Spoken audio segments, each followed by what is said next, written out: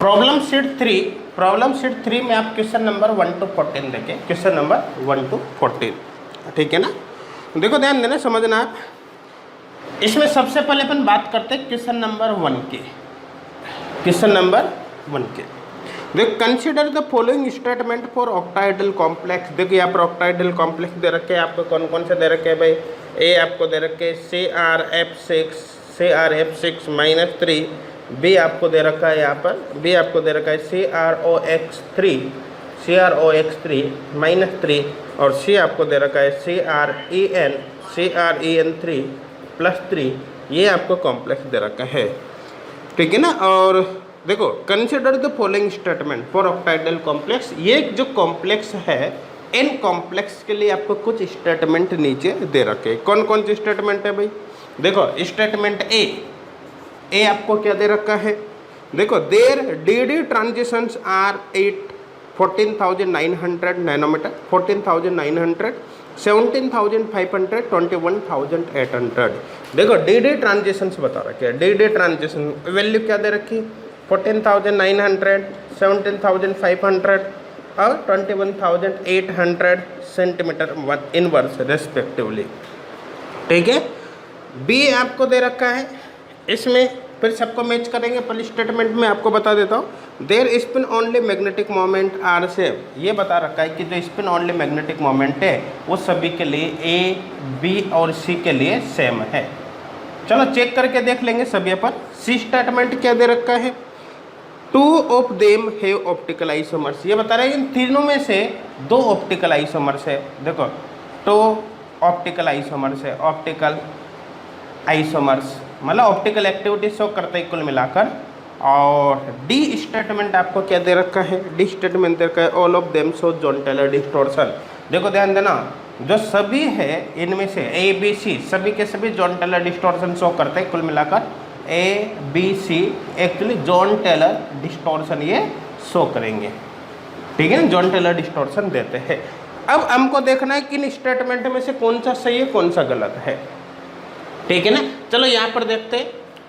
सबसे पहले देखो ध्यान देना, अगर हम यहाँ पर देखते हैं तो देखो सभी के सभी ऑक्टाहेड्रल कॉम्प्लेक्स है। यहाँ भी कोऑर्डिनेशन नंबर 6 है, ऑक्सिलेटो बाइडेंटेड लिगेंड है, तो इस केस में भी कोऑर्डिनेशन नंबर 6 हो गया। एथिलीन डायमीन एक बाइडेंटेड लिगेंड है, तो यहाँ पर भी कोऑर्डिनेशन नंबर कितना हो गया, 6 हो गया। तो कुल मिला के सारे कॉम्प्लेक्स ऑक्टाहेड्रल है। सभी कॉम्प्लेक्स के अंदर क्रोमियम का ऑक्सीडेशन स्टेट +3, यहाँ पर भी +3, यहाँ पर भी +3, यहाँ पर भी +3। ऑक्सीडेशन स्टेट आपको निकालना आता है भाई बहुत ही अच्छे से, है ना, ज़्यादा समझाने की इसको जरूरत नहीं है, ठीक है। क्रोमियम की ऑक्सीडेशन स्टेट सेम है, सेंट्रल मेटालाइन सभी में क्रोमियम ही है। कुल मिलाकर सभी केस में केवल Cr+3 है, मतलब 3d3 ऑक्टाहेड्रल के केस है, ठीक है। केवल लिगेंड यहाँ पर चेंज हो रहा है, बाकी कुछ भी चेंज नहीं हो रहा। लिगेंड सभी में अलग अलग है, बाकी सब कुछ यहाँ पर सेम है। तो देखो ध्यान देना, कुल मिला के D3 का ऑर्गल डायग्राम आपको देखना है। तो देखो ध्यान देना, D2 D7 का ऑर्गल डायग्राम इधर बनता है इस साइड में, राइट में, है ना। D2 D7 ऑर्गल का डायग्राम, ऑर्गल डायग्राम किधर बनता है, राइट में। और D3 D8 का ऑर्गल डायग्राम लेफ्ट में अपन ने बना रखा है, बता रखा है, सब कुछ एक्सप्लेन कर रखा है। तो कुल मिला के D3 के लिए अगर टर्म देखेंगे हम यहाँ पर, तो टर्म हो जाएगी 3 4F एंड 4P यहाँ पर टर्म होगी। और इधर अगर ऑर्गल आप बनाते हो तो किस तरह से बनेगा, देखो ये 4P यहाँ पर 4F, समझ में आ रहा है। देखो इतना डिटेल में बताने की जरूरत नहीं, क्योंकि मैंने सब कुछ एक्सप्लेन पहले ही कर रखा है। लेकिन अगर आप भूल गए हो तो दोबारा रिमाइंड हो जाएगा, याद हो जाएगा, इसलिए बता रहा हूँ। T1G4 ये P के लिए। फिर इसके बाद करेंगे तो देखो यहाँ पर 4T1G ये F का केस हो जाएगा। फिर यहाँ पर 4A2G, इसको यहाँ पर लिख दूँ मैं 21,800 सेंटीमीटर इनवर्स, ठीक है। तो देखो T1G T2G 4T2G और 4A2G ये इसका ऑर्गल होगा। ट्रांजिशन के बात करें तो 1 2 3। तो देखो ध्यान देना, सभी के अंदर 3 ट्रांजिशन है, सबसे कम एनर्जी का होगा, तो इसको आप ये मान सकते हो। तो ये जो ट्रांजिशन एक तरह से 4A2G से 4T2G हो गया। इसकी बात करें तो ये वाला ट्रांजिशन हो गया ज़्यादा एनर्जी का, 4A2G से 4T1G ये वाला ट्रांजिशन हो जाएगा, ये वाला। और ये और भी ज़्यादा एनर्जी का है, सेंटीमीटर इनवर्स में वैल्यू और भी ज़्यादा एनर्जी का है, 21,800 सेंटीमीटर इनवर्स और भी ज़्यादा एनर्जी का है। तो ये ट्रांजिशन हो जाएगा 4A2G से 4T1G ये वाला। तो कुल मिलाकर सभी केस के अंदर ये ट्रांजिशंस पॉसिबल है, इसमें भी, इसमें भी, इसमें भी। हालांकि थोड़ा बहुत वेरिएशन आएगा यहाँ पर, सभी के अंदर एग्जैक्ट सेम नहीं होगा। रीजन क्या है? क्योंकि लिगेंड अलग अलग है, लिगेंड फील्ड स्ट्रेंथ की वजह से स्प्लिटिंग थोड़ी सी चेंज होगी, लेकिन ज़्यादा वेरिएशन आपको अभी देखने को नहीं मिलेगा, है ना। इसलिए सभी के लिए अपन ये मान सकते हैं कि ऑलमोस्ट इस रेंज में सभी के लिए ट्रांजिशंस मिलेंगे, 3 ट्रांजिशन। इसका मतलब स्टेटमेंट ए एकदम करेक्ट है, स्टेटमेंट एकदम करेक्ट है। देखो क्वेश्चन सोल्व करते समय एक एक पॉइंट पर आप बहुत अच्छे से ध्यान दो। जब आप सभी पॉइंट पर बहुत ही अच्छे से ध्यान दोगे तभी आपके सारे कॉन्सेप्ट क्लियर हो पाएंगे, अदरवाइज कॉन्सेप्ट आपके क्लियर नहीं हो पाएंगे, ठीक है ना। और ऐसा अगर करते हो आप तो एग्जाम में आपको बहुत ही ज़्यादा प्रॉफिट मिलेगा। अब देखो नेक्स्ट पॉइंट क्या है कि सभी कॉम्प्लेक्स ABC के लिए स्पिन ओनली मैग्नेटिक मोमेंट की वैल्यू सेम है। तो भाई सभी के लिए D3 कॉन्फ़िगरेशन है।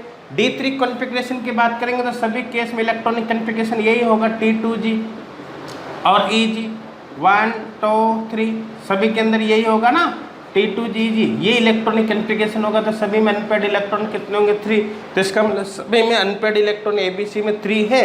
तो कुल मिला के spin only magnetic moment same आएगा, नहीं आएगा? क्योंकि अनपेड इलेक्ट्रॉन्स की संख्या सेम है तो मैग्नेटिक मोमेंट भी सेम होगा। अनपेड इलेक्ट्रॉन की संख्या सभी कॉम्प्लेक्स ABC के केस में n = 3 है, तो स्पिन ओनली मैग्नेटिक मोमेंट सभी कॉम्प्लेक्स के लिए यहाँ पर 3.87 बोर मैग्नेटॉन आ जाएगा। मेरे हिसाब से क्लियर हो गया होगा। इसका मतलब स्टेटमेंट बी भी यहाँ पर सही है। फिर देखते हैं स्टेटमेंट सी। देखो यहाँ पे टोटल कॉम्प्लेक्स 3 है, 3 में से 2 ऑप्टिकल आइसोमर से, मतलब 2 ऑप्टिकल एक्टिविटी शो करता है, ये सही बोल रहा है। देखो ध्यान देना, अगर मैं एक की बात करता हूँ तो ये तो सेंटर सिमेट्रिक ऑक्टाहेड्रल है, ये तो सेंटर सिमेट्रिक ऑक्टाहेड्रल है, सेंटर सिमेट्री ऐसे ही आ गई इसमें तो ये तो ऑप्टिकली इनएक्टिव हो जाएगा। कौन सा हो जाएगा भाई? ऑप्टिकली इनएक्टिव होगा, नहीं होगा? होगा ना। अब बी की बात करें, देखो बी की अगर बात करते हैं तो ये ऑप्टिकल एक्टिव होगा। बी और सी तो एक जैसे, ये दोनों डायरेक्ट में यहाँ पर बात कर दो, बी एंड सी दोनों को इस तरह से कर देता हूँ, MAA का होल 3 प्लस माइनस x जो भी है, ठीक है ना, ये ले लेते हैं। तो ये बी भी इसी टाइप का है, सी भी इसी टाइप का है। बस यहाँ पर अंतर क्या है, यहाँ ऑक्जेलेट है तो दोनों डोनर यहाँ पर ऑक्सीजन हो जाएंगे, यहाँ पर एथिलीन डाइमीन है तो दोनों डोनर यहाँ पर नाइट्रोजन हो जाएंगे, कोई चेंज और बाकी नहीं होगा। और इसकी बात करते हैं तो ये कॉम्प्लेक्स इस तरह का होगा भाई, सेंट्रल मेटल, समझ में आ रहा है ना। और ये कॉम्प्लेक्स इस तरह का होगा, ये देखो AA यहाँ पर हो गया AA, ये फिर ये A ये बना दिया, फिर AA ये बना दिया। और अपन को पता है इसके अंदर पहले मैंने एक्सप्लेन कर रखा है, दोबारा मैं आपको मॉडल के तरह एक्सप्लेन कर देता हूँ, कोई दिक्कत नहीं है। देखो ये इस तरह का केस है, यहाँ पर इस तरह से आप इसको देखो, ये आप ये समझ लो, इसको यूँ समझ सकते हो आप इसको इस तरह से, कोई दिक्कत नहीं है। यहाँ पर यूँ देख सकते हो, ठीक है ना। ये ऊपर वाला A है, ये बोर्ड के पीछे जाएगा ये पार्ट, और ये बोर्ड के आगे आएगा, तो ये रिंग हो गई है, ये AA रिंग हो गई। इसी तरह से ऊपर वाला A, ये इधर बोर्ड के पीछे वाला A, तो ये रिंग ये हो गई, ठीक है। ये आपकी तरफ वाला A है और ये नीचे वाला A है, तो ये रिंग ये हो गए। तो कहने का मतलब ये कॉम्प्लेक्स ऐसा दिख रहा है भाई सभी को, देखो अच्छी तरह से ये दिख रहा है। अब देखो इसको मैं यूँ रख दूँ, इसमें देखो C3 एक्सिस ऑफ सिमेट्री तो प्रेजेंट है, ये है या नहीं है। और यहाँ से देखोगे तो आपको इसमें C2 भी नजर आ जाएगा। यहाँ से देखो ये यहाँ से 180 से घुमाओ, ये स्ट्रक्चर रिपीट हो रही है, C2 भी प्रेजेंट है या नहीं। तो इसमें C3 भी प्रेजेंट है, C2 भी प्रेजेंट है, वो सब ग्रुप थ्योरी में भी एक्सप्लेन हमने कर रखा है काफ़ी डिटेल में, ठीक है ना। तो C3 भी प्रेजेंट है, C2 भी प्रेजेंट है, लेकिन ऑप्टिकल एक्टिविटी के लिए एक्सिस ऑफ सिमेट्री प्रेजेंट हो या एब्सेंट हो कोई फर्क नहीं पड़ता। एक्सिस ऑफ सिमेट्री प्रेजेंट है, एब्सेंट हो सकती, कोई फर्क नहीं पड़ता, यहाँ पर क्या एब्सेंट हो, यहाँ पर क्या एब्सेंट होना चाहिए, प्लेन ऑफ सिमेट्री नहीं होना चाहिए, सेंटर ऑफ सिमेट्री नहीं होना चाहिए, इम्प्रॉपर एक्सिस ऑफ सिमेट्री नहीं होना चाहिए। अगर ऐसा है तो कॉम्प्लेक्स 100% ऑप्टिकल एक्टिव होगा। तो देखो कुल मिलाकर आप ध्यान देना, इसके अंदर कोई प्लेन लगा सकते हो क्या आप? प्लेन नहीं लगा सकते। जैसे आप सोचो कि यहाँ से प्लेन लगा दे, यू नहीं लगेगा भाई, क्यों? क्योंकि यहाँ पर इधर ये आ रहा है, जबकि इधर इसके इधर तो कुछ नहीं। अगर प्लेन होता तो उस कंडीशन में जैसा पार्ट यहाँ पर होता मॉलिक्यूल में, ऐसा इधर भी होना चाहिए, जबकि इधर तो है ही नहीं, मतलब ये प्लेन नहीं। आप सोचो कि प्लेन यू लगा दे बीच में से, यू भी नहीं लगा सकते, क्यों? क्योंकि यहाँ पर देखो आप, इसके इधर तो है लेकिन इसके इधर कुछ भी प्रेजेंट नहीं है, मतलब प्लेन ऑफ सिमेट्री नहीं है। सेंटर ऑफ सिमेट्री देखो तो मॉलिक्यूल के सेंटर से इधर चलो, यहाँ पर आपको ये रिंग मिलेगी, मॉलिक्यूल के सेंटर से जब इधर चलोगे तो आपको ये रिंग दिखाई देगी, लेकिन इसके बिल्कुल अपोजिट चलोगे तो यहाँ पर कोई रिंग प्रेजेंट नहीं है। इसका मतलब इसमें सेंटर ऑफ सिमेट्री भी प्रेजेंट नहीं है। तो कुल मिलाकर ये ऑप्टिकली एक्टिव होगा ना। तो दोनों ए और बी की अगर स्ट्रक्चर्स की बात करते हैं तो दोनों में सेम है, बस अंतर क्या है कि बी के अंदर कौन सा, B and C, sorry B and C, B के अंदर बस ऑक्जेलेटो है तो यहाँ पर ए के स्थान पर ओ आ जाएगा, सी के अंदर एथिलीन डाइमीन है तो ए के स्थान पर नाइट्रोजन आ जाएगा। बस इतना सा अंतर होगा और कोई अंतर नहीं होगा। तो कुल मिलाकर ये ऑप्टिकली एक्टिव होगा, ऑप्टिकली एक्टिव, ऑप्टिकली एक्टिव। तो कुल मिलाकर ऑप्टिकल आइसोमर्स शो कर रहा ही नहीं कर रहा, ऑप्टिकल आइसोमरिज्म कर रहा ही नहीं कर रहा, शो कर रहा है ना। तो कुल मिलाकर जो सी स्टेटमेंट है वो भी करेक्ट होगा कि ए बी और सी में से जो टोटल 3 है, 3 में से 2 ऑप्टिकल एक्टिव है, ऑप्टिकल आइसोमेरिज्म शो करते हैं, तो सी भी सही होगा। देखो ए बी और C Jahn Teller distortion show करते हैं, ये बोल रहा है कि A B C Jahn Teller distortion show करते हैं। क्या ये जॉन टेलर डिस्टॉर्शन शो कर रहा है? जॉन टेलर डिस्टॉर्शन शो नहीं कर रहा, क्योंकि ये देखो सिमेट्रिक आ गया ना। देखो ये T2G3, देखो यहाँ पर लिख देता हूँ T2G3, D3 ऑक्टाहेड्रल का केस है तो T2G3 EG0, no Jahn Teller distortion, no Jahn Teller distortion, यहाँ पर कोई जॉन टेलर डिस्टॉर्शन नहीं, जबकि क्वेश्चन के according Jahn Teller distortion show कर रहा है, मतलब ये स्टेटमेंट गलत होगा। समझ में आ गया होगा। अब चेक करो आप यहाँ पर देखो, द करेक्ट स्टेटमेंट आर कौन कौन से, ए बी एंड सी, ए सही है, बी सही है, सी सही है। तो ए बी और सी करेक्ट है कौन से स्टेटमेंट में? देख कौन सा ऑप्शन में दे रखा है, ए में, इसका मतलब ए ऑप्शन यहाँ पर करेक्ट होगा। ए ऑप्शन क्या होगा? करेक्ट होगा। मेरे हिसाब से क्वेश्चन नंबर 1 के अंदर किसी प्रकार का कोई डाउट नहीं होगा। समझ में आ रहा है? सभी के यहाँ पर एक एक पॉइंट बहुत अच्छे से क्लियर हो गए होंगे। किसी को कोई डाउट है क्या तक? नहीं है भाई, समझ में आ रहा है सभी को? देखो मैं आपको बार बार एक ही बात बोलता हूँ कि क्वेश्चन सॉल्व करते समय सारे पॉइंट्स को बहुत ही अच्छे से देखो, तभी आपके कॉन्सेप्ट क्लियर होंगे। क्योंकि अभी अगर आप अच्छे से सॉल्व करते हो तो इससे एग्जाम में आपके काफ़ी ज़्यादा हेल्प मिलेगी। समझ में आ रहा है ना? क्लियर है यहाँ तक? किसी को कोई डाउट है क्या? नहीं है? अब देखो नेक्स्ट देखते हैं अपन क्वेश्चन नंबर 2। क्वेश्चन नंबर 2 देख, क्वेश्चन नंबर 2 क्या दे रखा है? Match the item in the 3 columns, match the item in the 3 columns. देखो यहाँ पर 3 कॉलम दे रखे हैं। देखो एक तो कॉलम फर्स्ट में आपको क्या दे रखा है? ए, कॉम्प्लेक्स दे रखा है NI। देखो डायरेक्टली में, चलो ठीक है पूरा ही लिख देता हूँ, NiH2 का होल 6, NiH2 का होल 6, और पीछे यहाँ पर NO3 2 दे रखा है, वो सभी में सेम है। डायरेक्टली यहाँ पर मैं +2 कर देता हूँ। बी यहाँ पर दे रखा है NiNH3 का होल 6, NiNH3 का होल 6, NiNH3 का होल 6, और यहाँ पर +2, और C यहाँ पर हो गया NiAN का होल 3 +2, है ना। जो काउंटर आइन है पीछे नाइट्रेट, तो मैंने यहाँ से हटा दिया क्योंकि उससे मतलब ही नहीं हमें भी। ठीक है, कॉलम सेकंड में आपको दे रखा है यहाँ पर कलर। तो देखो फर्स्ट ब्लू या फर्स्ट, सेकंड, थर्ड यहाँ पर दे रखा है आपका ब्लू, फिर दे रखा है भाई ग्रीन, वायलेट, ग्रीन, और क्या दे रखा है? वायलेट आपको दे रखा है। देखो ये आपको दे रखा है। फिर कॉलम थर्ड, ये हो गया कॉलम सेकंड। अब कॉलम थर्ड, देखो कॉलम थर्ड में क्या दे रखा है? कॉलम थर्ड में एब्जॉर्प्शन मैक्स, लैम्डा मैक्स की वैल्यू दे रखी है नैनोमीटर में, जिसमें आपको लैम्डा मैक्स दे रखा है। तो यहाँ पर आपको कर रखा है XYZ, X इक्वल आपको दे दिया कितना? 675, नैनोमीटर, y इक्वल आपको यहाँ पर दे दिया, y इक्वल दे दिया 565 नैनोमीटर, और z इक्वल आपको यहाँ पर दे दिया, z इक्वल दे दिया 615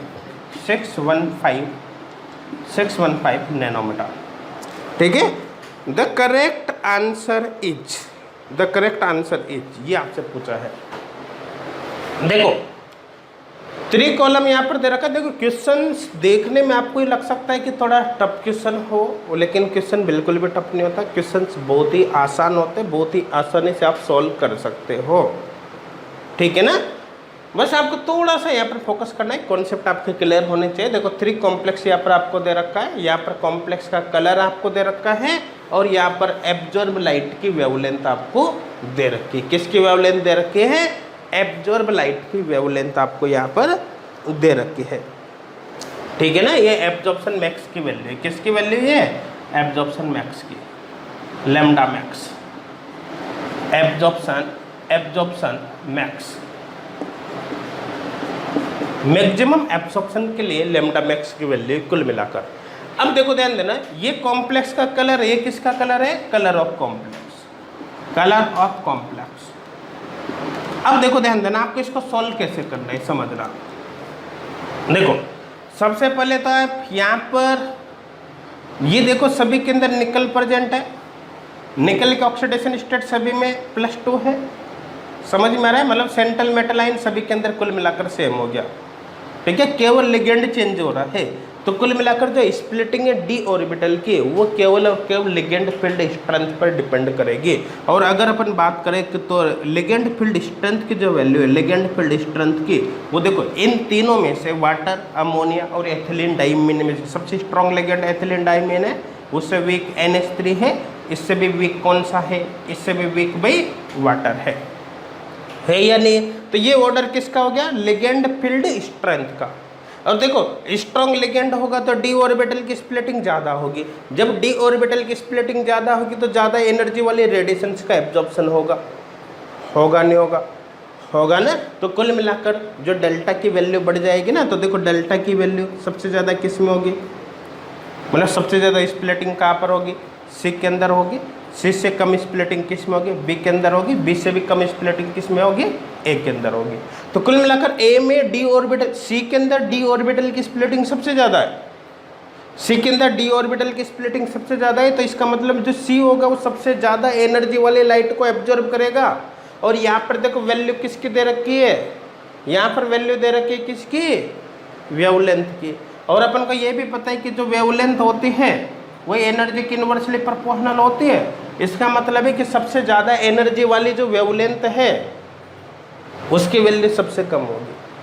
मतलब एनर्जी ज़्यादा है तो वेवलेंथ की वैल्यू कम होगी ना। देखो ये सबसे ज़्यादा एनर्जी वाली लाइट को एब्जॉर्ब करेगा, तो सबसे ज़्यादा एनर्जी इनमें से किसकी होगी? जिसके लिए वेवलेंथ सबसे कम है। सबसे कम वेवलेंथ कितनी है? यहाँ पर 565 नैनोमीटर, 565 नैनोमीटर। इसका मतलब ये इसको एब्जॉर्ब करेगा, किसको? सबसे कम वेवलेंथ को, मतलब 565, मतलब यहाँ पर y होगा। समझ में आ रहा है? ये यहाँ पर देखिए स्प्लिटिंग d ऑर्बिटल की सबसे कम है, d ऑर्बिटल की स्प्लिटिंग सबसे कम होगी, तो ये क्या करेगा? कम एनर्जी वाली लाइट का एब्जॉर्प्शन करेगा। सबसे कम एनर्जी वाली लाइट कौन सी? जिसमें वेवलेंथ ज़्यादा है। सबसे ज़्यादा कहाँ पर है? 675। तो ये 675 को एब्जॉर्ब करेगा। 675 मतलब यहाँ पर कौन सा आएगा? x आएगा। समझ में आ रहा है ना? जबकि ये बीच में चला गया, तो यहाँ पर ये आ जाएगा, यहाँ पर आ जाएगा कौन सा? 615, और मतलब यहाँ पर आ जाएगा कुल मिलाकर z। ये नैनोमीटर में वैल्यूज है।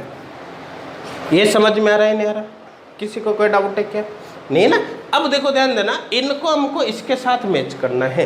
तो सबसे पहले तो इनका कॉम्प्लीमेंट्री कलर देखो ध्यान देना, कॉम्प्लीमेंट्री कलर निकालने के लिए अपन इसको काम में ले सकते हैं। देखो ये बता भी रखा है आपको। देखो VI को छोड़ो, BGYOR, ये। अब देखो यहाँ पर ब्लू है, ब्लू का कॉम्प्लीमेंट्री कलर कौन सा होगा? ब्लू का कॉम्प्लीमेंट्री कलर होगा ऑरेंज। तो यहीं पर लिख रहा हूँ मैं, देखो कॉम्प्लीमेंट्री कलर इसका होगा ब्लू का ऑरेंज। पे ग्रीन है, ग्रीन का कॉम्प्लीमेंट्री कलर होगा रेड। तो इसका कॉम्प्लीमेंट्री कलर हो गया रेड। और वायलेट है, वायलेट का जो कॉम्प्लीमेंट्री कलर होगा वो येलो होगा, इसका कॉम्प्लीमेंट्री कलर हो गया येलो। समझ में आ रहा है ना, क्योंकि ये कलर ऑफ कॉम्प्लेक्स है। Colour of complex absorb light का जो कलर होता है उसका कॉम्प्लीमेंट्री कलर है, मतलब एब्जॉर्ब लाइट का जो भी कलर है उसका कॉम्प्लीमेंट्री कलर ही कॉम्प्लेक्स कलर है। कहने का मतलब है कि इन कलर ऑफ कॉम्प्लेक्स के बेसिस पर आप एब्जॉर्ब लाइट का कलर डिसाइड कर सकते हो। भाई यही करते हो, जैसे मान लो किसी कॉम्प्लेक्स ने रेड लाइट को एब्जॉर्ब किया तो कॉम्प्लेक्स का कलर होगा ग्रीन, किसी कॉम्प्लेक्स ने ब्लू लाइट को एब्जॉर्ब किया तो कॉम्प्लेक्स का कलर ऑरेंज होगा, किसी कॉम्प्लेक्स ने येलो लाइट को एब्जॉर्ब किया तो उसका कलर कौन सा होगा, वायलेट। तो आप यूँ कर सकते हैं, किसी कॉम्प्लेक्स ने जैसे मान लो कि रेड लाइट को एब्जॉर्ब किया तो कॉम्प्लेक्स का कलर कौन सा होगा, ग्रीन होगा, कॉम्प्लीमेंट्री कलर ग्रीन।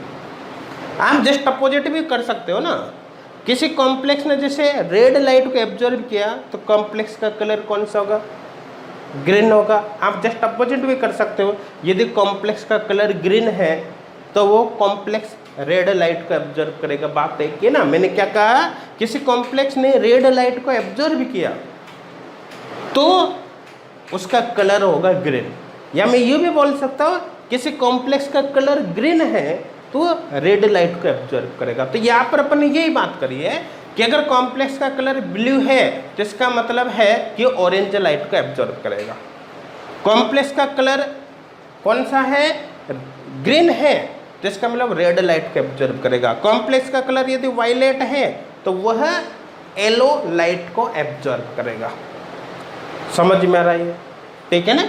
तो कुल मिलाकर ये जो कलर आया ऑरेंज, रेड, येलो, ये हमारे पास किसका आ गया, ये एब्जॉर्ब लाइट का कलर आ गया। अब देखो ध्यान देना, अपन को पता है VIBGYOR, अगर हम इधर से इधर चलते हैं तो कुल मिलाकर एनर्जी डिक्रीज होती है, वेवलेंथ इंक्रीज होती है, होती नहीं होती। इसका मतलब तो इधर वाली लाइट है वो कम एनर्जी की, इधर वाली लाइट है वो ज़्यादा एनर्जी की, ठीक है ना। तो कुल मिलाकर अगर मैं एनर्जी की बात करूं तो देखो ऑरेंज, रेड और येलो, इनमें सबसे ज़्यादा एनर्जी की लाइट कौन सी है, देखो orange, red, yellow, orange, red और येलो, सबसे ज़्यादा एनर्जी की लाइट कौन सी, येलो है। उससे कम एनर्जी की लाइट कौन सी, ऑरेंज है। सबसे कम एनर्जी की लाइट इनमें कौन सी होगी, रेड होगी, ठीक है ना। अब देखो ध्यान देना, ये सबसे ज़्यादा एनर्जी की, ये सबसे कम एनर्जी की, ये बीच वाली हो गई। अब देखो जो कॉम्प्लेक्स सी है उसके अंदर स्प्लिटिंग सबसे ज़्यादा है, कॉम्प्लेक्स सी के अंदर स्प्लिटिंग सबसे ज़्यादा है, तो सबसे कम एनर्जी सबसे ज़्यादा है तो सबसे ज़्यादा एनर्जी वाले लाइट को एब्जॉर्ब करेगा, मतलब जिसकी वेवलेंथ सबसे कम है। तो कुल मिलाकर ये सबसे ज़्यादा एनर्जी वाली लाइट है, सबसे ज़्यादा एनर्जी वाली लाइट इसमें कौन सी हुई, येलो हुई। तो कुल मिलाकर ये येलो है, येलो कलर की लाइट को एब्जॉर्ब कर रहा है। समझ में आ रहा है। फिर इसकी बात करें तो इसमें स्प्लिटिंग सबसे कम है, सबसे कम स्प्लिटिंग है तो सबसे कम एनर्जी वाली लाइट को एब्जॉर्ब करेगा, जिसकी वेवलेंथ सबसे ज़्यादा है। सबसे कम एनर्जी वाली लाइट को एब्जॉर्ब करेगा तो सबसे कम एनर्जी वाली लाइट कौन सी, रेड है। तो कुल मिलाकर ए रेड लाइट को एब्जॉर्ब कर रहा है, जबकि यहाँ पर बीच में आ जाएगा, बीच हो येलो हो गया, रेड हो गया, तो बीच में कौन सा, ऑरेंज। ये जो बी है ऑरेंज लाइट को एब्जॉर्ब करेगा। अब समझना आप इसको, देखो इसको समझना, सी येलो लाइट को एब्जॉर्ब कर रहा है, येलो लाइट को एब्जॉर्ब करेगा तो कॉम्प्लीमेंट्री कलर होगा वायलेट। तो इसका जो कलर होगा वो कौन सा होगा, वायलेट होगा। कौन सा, वायलेट। वायलेट पर क्या आ रहा है भाई, वायलेट देखो यहाँ पर वायलेट पर आ रहा है सी, तो यहाँ पर होगा सी, ठीक है ना। यहाँ पर होगा इसमें ABC डाला ना अपन ने, और यहाँ पर देखो वायलेट पर क्या आ रहा है, वायलेट पर आ रहा है सॉरी थर्ड, यहाँ पर हो गया थर्ड। समझ में आ रहा है। फिर देखो जो बी है वो ऑरेंज लाइट को एब्जॉर्ब कर रहा है, बी ऑरेंज लाइट को एब्जॉर्ब कर रहा है, तो इसका मतलब बी का जो कलर होगा वो होगा ब्लू। तो बी का कलर होगा ब्लू, तो ब्लू किस में आ रहा है, फर्स्ट में। तो कुल मिलाकर यहाँ पर ब्लू और ब्लू के साथ क्या है, फर्स्ट है। फिर देखो जो ए होगा वो रेड लाइट को एब्जॉर्ब करेगा, रेड लाइट को एब्जॉर्ब करेगा तो ए का जो कलर होगा वो ग्रीन। तो ए का कलर हो गया भाई कौन सा, ग्रीन। ए का कलर हो गया ग्रीन। और ग्रीन किस में आ रहा है यहाँ पर, देखो कहाँ पर गया ग्रीन, ग्रीन किस में आ रहा है, सेकंड में आ रहा है, तो इसका मतलब यहाँ पर आएगा सेकंड, ये होगा। तो कुल मिलाकर आप सीधा सीधा कॉन्सेप्ट देखना। अब अपन चलते हैं, देखो ए बी सी से, ए के अंदर क्या आया, ए के अंदर आया एक्स और सेकंड, ए के अंदर एक्स है और सेकंड है, समझ में आ रहा है। फिर देखो बी, बी के अंदर क्या है भाई, बी के अंदर बी के अंदर क्या है, बी के अंदर यहाँ पर क्या आ रहा है, जेड है और फर्स्ट है, तो बी के अंदर हो गया जेड और फर्स्ट। फिर बात करें सी, सी के अंदर क्या है, सी देखो यहाँ पर सी के अंदर वाई है और थर्ड है, तो सी के अंदर वाई है और थर्ड है, ये होगा। अब सबसे पहले तो अपन ऑप्शन मैच करते हैं यहाँ पर, देखो ऑप्शन यहाँ पर क्या होगा, देखो ए के अंदर सेकंड एक्स, ए के अंदर सेकंड एक्स, सेकंड एक्स ही आ रहा है, ए के अंदर second X, second X. B के अंदर देखो, बी के अंदर दे रखा है फर्स्ट जेड, बी के अंदर यहाँ पर फर्स्ट जेड, ठीक है, और सी के अंदर थर्ड वाई, सी के अंदर है थर्ड वाई, थर्ड वाई। तो कुल मिलाकर देखो ए ऑप्शन यहाँ पर करेक्ट होगा, ए ऑप्शन यहाँ पर करेक्ट होगा, ये हमारे पास मैचिंग हो गई, ठीक है ना। ए के अंदर सेकंड एक्स, बी के अंदर फर्स्ट जेड और सी के अंदर हो गया थर्ड वाई, थर्ड वाई, तो ए ऑप्शन यहाँ पर करेक्ट होगा। मेरे हिसाब से क्वेश्चन समझ में आ गया होगा, दोबारा मैं एक्सप्लेन कर रहा हूँ, समझने की कोशिश करना, बहुत ही आसान क्वेश्चन है, एक बार समझ में आ गया उसके बाद बिल्कुल भी टाइम नहीं लगेगा। देखो आपको क्या क्या दे रखा है, एब्जॉर्ब लाइट का आपको वेवलेंथ दे रखी है, कॉम्प्लेक्स का कलर आपको दे रखा है, कॉम्प्लेक्स आपको दे रखा है, और आपको इसको मैच करना है, 3 कॉलम दे रखा है, ठीक है ना। मैच कैसे करोगे, सबसे पहले हम क्या करेंगे यहाँ पर कि ये जो कॉम्प्लेक्स है इनको डी ऑर्बिटल की स्प्लिटिंग के ऑर्डर में अरेंज कर लेंगे, कि स्प्लिटिंग ज़्यादा कहाँ पर है, कम कहाँ पर है। तो हमने देखा कि सभी के अंदर निकल ही प्रेजेंट है, सभी में ऑक्सीडेशन स्टेट +2 है, लेकिन लिगेंड चेंज हो रहा है, और सभी के सभी ऑक्टाइडल कॉम्प्लेक्स है। तो कुल मिलाकर जो डी ऑर्बिटल की स्प्लिटिंग है वो केवल और केवल किस पे डिपेंड करेगी, डी ऑर्बिटल की जो स्प्लिटिंग है वो केवल और केवल लिगेंड फील्ड स्ट्रेंथ पर डिपेंड करेगी। लिगेंड फील्ड स्ट्रेंथ की बात करेंगे तो ये स्ट्रॉन्ग लिगेंड है, ये वीक है और भी वीक है, तो ये ऑर्डर हो गया। जो लिगेंड फील्ड स्ट्रेंथ का ऑर्डर होगा वही डेल्टा का ऑर्डर होगा, मतलब स्प्लिटिंग का ऑर्डर होगा। स्ट्रॉन्ग लिगेंड स्प्लिटिंग ज़्यादा करेगा, वीक लिगेंड स्प्लिटिंग कम करेगा, तो ये ऑर्डर हो गया। अब देखो सी में डी ऑर्बिटल की स्प्लिटिंग सबसे ज़्यादा हो रही है, तो सबसे ज़्यादा एनर्जी वाली लाइट को ऑब्जर्व करेगा। इनमें देखो सबसे ज़्यादा एनर्जी किसकी है, इसकी है, वेवलेंथ तो सबसे कम आ रही है। फिर एक के अंदर स्प्लिटिंग सबसे कम है, तो सबसे कम एनर्जी वाली लाइट को ऑब्जर्व करेगा, सबसे कम एनर्जी वाली लाइट ये है, और ये सेंटर पे आई गया, समझ में आ रहा है, ये हो गया। अब देखो ये जो आपको कलर दे रखा है ये कॉम्प्लेक्स का कलर है, एब्जॉर्ब लाइट का कलर थोड़ी है, ये किसका कलर है, कॉम्प्लेक्स का कलर है, एब्जॉर्ब लाइट का कलर नहीं है, समझ में आ रहा है। कॉम्प्लेक्स के कलर की बात करें तो कॉम्प्लेक्स का कलर आपको दे दिया, तो आप एब्जॉर्ब लाइट का कलर भी देख सकते हो, देख सकते हो। कैसे देखोगे, क्योंकि अपन को पता है अगर कॉम्प्लेक्स ब्लू कलर का है तो इसका मतलब वो ऑरेंज लाइट को एब्जॉर्ब करेगा, कॉम्प्लेक्स ब्लू कलर का है तो ऑरेंज लाइट को एब्जॉर्ब करेगा, ठीक है। कॉम्प्लेक्स ब्लू कलर का है तो ऑरेंज लाइट को एब्जॉर्ब करेगा, ठीक है। कॉम्प्लेक्स ग्रीन कलर का है तो वो रेड लाइट को एब्जॉर्ब करेगा, कॉम्प्लेक्स वायलेट कलर का है तो वो येलो लाइट को एब्जॉर्ब करेगा, समझ में आ रहा है ना। तो कुल मिलाकर यहाँ से अपन ने कॉम्प्लीमेंट्री कलर देख लिया कि ब्लू लाइट को एब्जॉर्ब कर रहा है तो ऑरेंज कलर का, ग्रीन को एब्जॉर्ब कर रहा है तो रेड कलर का, वायलेट को एब्जॉर्ब कर रहा है तो येलो कलर का, ठीक है ना। अब यहाँ से अपन ने क्या किया, ये तो समझ में आ गया हमारे पास, यहाँ से अपन ने मैच कर लिया कि हमारे पास जो एब्जॉर्ब लाइट का कलर आया वो 3 आया, ऑरेंज, रेड और येलो। 3 में से देखो इनको एनर्जी के ऑर्डर में अरेंज कर लो, येलो, ऑरेंज, रेड, इसके अकॉर्डिंग एनर्जी के ऑर्डर में अरेंज करते यहाँ पर अपन को ये पता चल गया कि जो येलो कलर है वो सबसे ज़्यादा एनर्जी का है, गिव इन तीनों में से। ऑरेंज कम एनर्जी का है, रेड और भी कम एनर्जी का है, समझ में आ रहा है ना। तो कुल मिला के जो सबसे ज़्यादा एनर्जी यहाँ पर किस रेडिएशन की है, तो हमने देखा इसकी है, तो इसका मतलब है कि जो यहाँ पर ये दे रखा है, ये वाई जो है ये 565 नैनोमीटर है, वो येलो लाइट के लिए है, ये यहाँ पर एलो के लिए। उसके बाद हमने बाकी को भी मैच कर लिया। रेड के लिए एनर्जी सबसे कम है, मतलब वेवलेंथ सबसे ज़्यादा होगी तो ये रेड हो गया। इसी तरह से ये हो जाएगा ऑरेंज, ठीक है ना। अब कुल मिलाकर एब्जॉर्ब लाइट का कलर हमारे पास आ गया ना। तो हमने क्या किया, कलर ऑफ कॉम्प्लेक्स से एब्जॉर्ब लाइट का कलर देख लिया। एब्जॉर्ब लाइट के कलर को एनर्जी के डिक्रीजिंग ऑर्डर में अरेंज किया। जैसे इनको एनर्जी के डिक्रीजिंग ऑर्डर में अरेंज करोगे तो यहाँ से हमारे पास ये मैच हो जाएगा वेवलेंथ कि किसके साथ क्या आएगी। सबसे ज़्यादा एनर्जी का मतलब सबसे कम ही वेवलेंथ के साथ मैच करो, सबसे कम एनर्जी मतलब सबसे ज़्यादा वेवलेंथ के साथ मैच करो, ये मैच हो गए।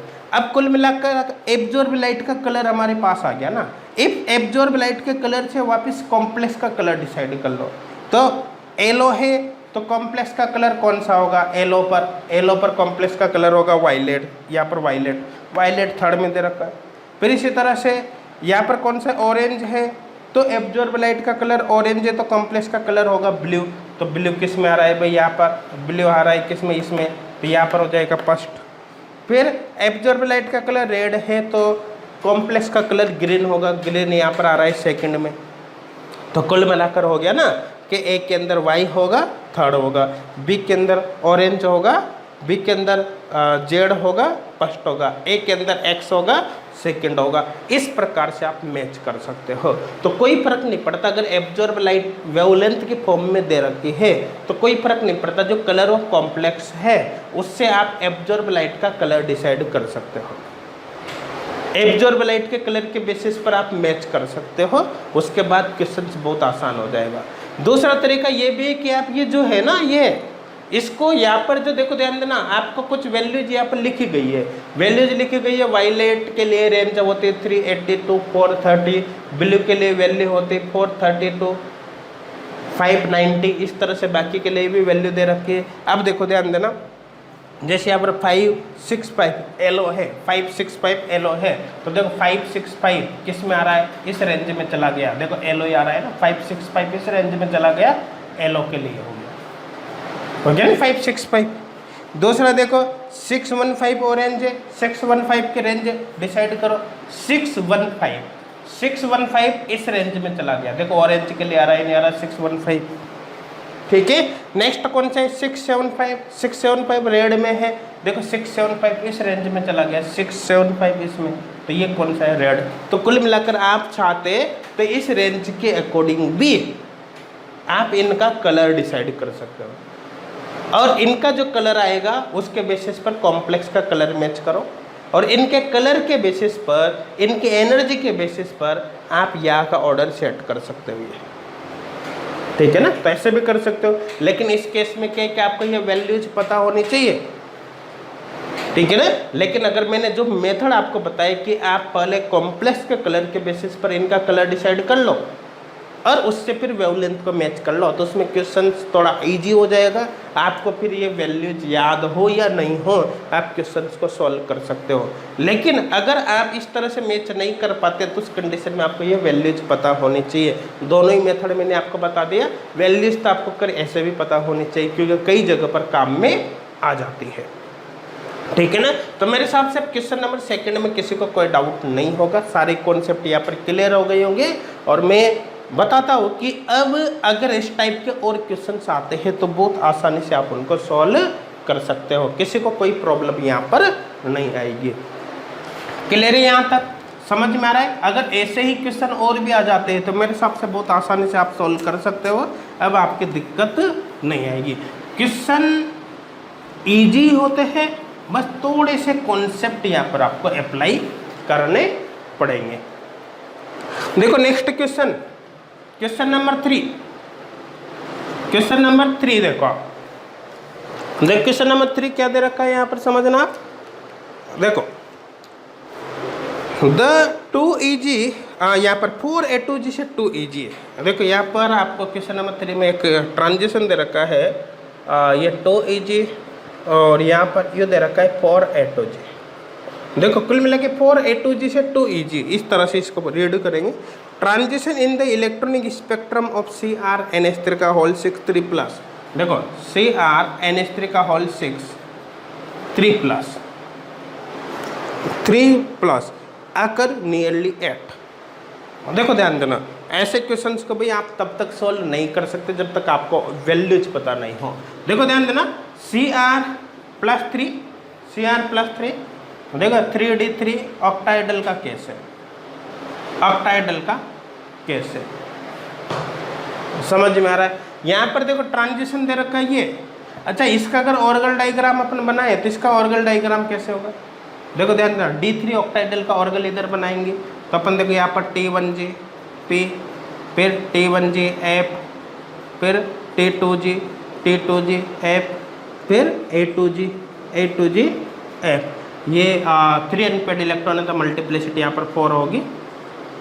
ये ट्रांजिशंस होते हैं, लेकिन ये जो ट्रांजिशन है ऑर्गल के बेसिस पर बनाते हैं और ऑर्गल डायग्राम में अपन केवल स्पिन अलाउड ट्रांजिशंस को रिप्रेजेंट करते हैं। इसलिए इसका जब ऑर्गल अपन बनाते हैं तो आपको ये ट्रांजिशंस वहाँ पर दिखाई नहीं देगा। देखो नहीं आ रहा, नहीं ट्रांजिशंस क्यों नहीं आ रहा? क्योंकि देखो यहाँ पर तो कौन सा ट्रांजिशन हो रहा है, 4A2G से 4T2G। यहाँ पर देखो 4A2G से 4T1G, यहाँ पर देखो 4A2G से 4T1GP, ये ट्रांजिशंस है, ठीक है ना। ये वाला ट्रांजिशन यहाँ पर दिखाई नहीं दे रहा क्योंकि इसमें स्पिन मल्टीप्लिसिटी अलग अलग है। यहाँ पर 2 है, यहाँ पर 4 है ना। स्पिन मल्टीप्लिसिटी अलग है, मतलब ये स्पिन फॉरबिडन ट्रांजिशन है। ये कौन सा ट्रांजिशन है? Spin forbidden, spin forbidden transition है भाई ये। इसका मतलब है ऑर्गल से तो ये इसका लिंक नहीं होगा, क्योंकि ऑर्गल के अंदर केवल अपन स्पिन अलाउड ट्रांजिशंस को ये शो करते हैं। समझ में आ रहा है? तो भाई इसका क्या मतलब है फिर ये देखिए एक स्पिन फॉरबिडन ट्रांजिशन है, ठीक है ना। अब एक बात समझना आप, यहाँ पर देखो ट्रांजिशन तो यहाँ पर भी यही दे रखा है आपको नीचे से ऊपर, लेकिन यहाँ पर मल्टीप्लिसिटी अलग है, ये जी के अंदर जा रहा है। इसका मतलब है कि इससे इसका डायरेक्ट लिंक नहीं है, इससे इसका डायरेक्ट लिंक नहीं है। तब फिर इसका लिंक किससे, इसके बारे में हम बात करेंगे। देखो ध्यान देना, इसको मैं आपको देखो फोटोकेमिस्ट्री के अंदर जेबलोंस्की डायग्राम पढ़ते हैं, जेबलोंस्की डायग्राम पढ़ते हैं, सभी को पता है। देखो जेबलोंस्की डायग्राम अभी नहीं पढ़ना फोटोकेमिस्ट्री में ही है, लेकिन थोड़ी सी इन्फॉर्मेशन मैं उसके बारे में आपको दे देता हूँ। जैसे मान के चले ग्राउंड स्टेट है, ग्राउंड स्टेट में सपोज करो किसी बॉन्ड की बात करें तो एक बॉन्ड, जैसे मान लो कि यहाँ पर AB मॉलिक्यूल है। अब AB मॉलिक्यूल के अंदर जो यहाँ पर बॉन्ड है उसके 2 जो इलेक्ट्रॉन है वो पेयर की फॉर्म में प्रेजेंट होंगे, इस तरह से होंगे नहीं, पेयर की फॉर्म में प्रेजेंट होंगे। तो इसके लिए resultant spin quantum number S की वैल्यू +12 -12 0 हो जाएगी। तो इसका स्पिन मल्टीप्लिसिटी 2s+1 की बात करें तो इसके स्थान पे 0 रखना है, तो 2s+1 इक्वल यहाँ पर 1 हो जाएगा। तो इसकी स्पिन मल्टीप्लिसिटी 1 आ रही है, तो इसको अपन कहते हैं सिंगलेट स्टेट। और ये ग्राउंड है, सिंगलेट इसलिए S लिखा और ग्राउंड स्टेट इसलिए यहाँ पर 0 लिख दिया, ठीक है ना। अब अगर आप इसको एनर्जी देते हो तो एनर्जी दोगे तो एक इलेक्ट्रॉन यहाँ से एक्साइट होकर ऊपर चला जाएगा ना, तो कुल मिलाकर वो अपर एनर्जी लेवल में चला गया, तो उसको कहेंगे एक्साइटेड स्टेट। अब देखो यहाँ पर इस तरह का केस होगी, इस तरह का है ना, इसको मैं यहाँ पर इस तरह से बना देता हूँ। बाकी तो जेबलोंस्की के डायग्राम में ही देखेंगे, अभी डिटेल में बात नहीं करेंगे। अब देखो एक इलेक्ट्रॉन बिल्कुल इसी स्पिन के साथ अपोजिट चला गया, तो यहाँ पर भी देखो ध्यान देना, अब क्या हो गया, अब एक इलेक्ट्रॉन तो यहाँ बचा और एक इलेक्ट्रॉन ऊपर चला गया। जब एक इलेक्ट्रॉन इसी स्पिन के साथ अपोजिट जाएगा तो ये कंडीशन हो गई। यहाँ पर अभी 2 इलेक्ट्रॉन यू है, एक इलेक्ट्रॉन ऊपर चला गया बिल्कुल इसी स्पिन के साथ, तो ये यहाँ पर अभी यू है, एक इलेक्ट्रॉन यहाँ पर इसी स्पिन के साथ ऊपर चला गया, तो ये, तो यहाँ पर भी +12 स्पिन मल्टीप्लिसिटी अभी भी कितने होगी, +12 S की वैल्यू 0, तो स्पिन मल्टीप्लिसिटी 1। तो कुल मिलाकर इस केस में भी अगर इलेक्ट्रॉन बिल्कुल एज इट इज बिना स्पिन चेंज के यहाँ से यहाँ पर चला जाता है तो क्या स्पिन मल्टीप्लिसिटी चेंज होगी? ध्यान देना, अगर यहाँ से इलेक्ट्रॉन बिना स्पिन चेंज के यहाँ पर चला जाता है तो क्या स्पिन मल्टीप्लिसिटी चेंज होगी? नहीं होगी। तो कुल मिलाकर ये भी सिंगलेट स्टेट होगी, इसको S1 बोल दिया। इसी तरह से और भी सिंगलेट स्टेट बनेगी ऊपर की तरफ, जैसे S1 S2 इस तरह से। अगर इलेक्ट्रॉन बिना स्पिन चेंज के मतलब सेम स्पिन के साथ यहाँ पर चला जाए, जैसा यहाँ पर वैसा वैसा यहाँ पर चला जाए, तो वो ज़्यादा एनर्जी वाली है लेकिन होगी सिंगलेट, इसलिए इसलिए का। अब मान के चलो कि इलेक्ट्रॉन यहाँ पर या यहाँ पर चला गया। अब इलेक्ट्रॉन हो सकता है यहाँ से नीचे आए वापस, और ऐसा भी हो सकता है कि पहले वो अपनी स्पिन को चेंज कर दे। जैसे इसको यूँ समझना कि इलेक्ट्रॉन यहाँ से यहाँ पर चला गया, अब ये क्या करे, अपनी स्पिन को चेंज कर ले, अपनी स्पिन को चेंज कर ले, मतलब यू की जगह यू स्पिन कर दे इसमें।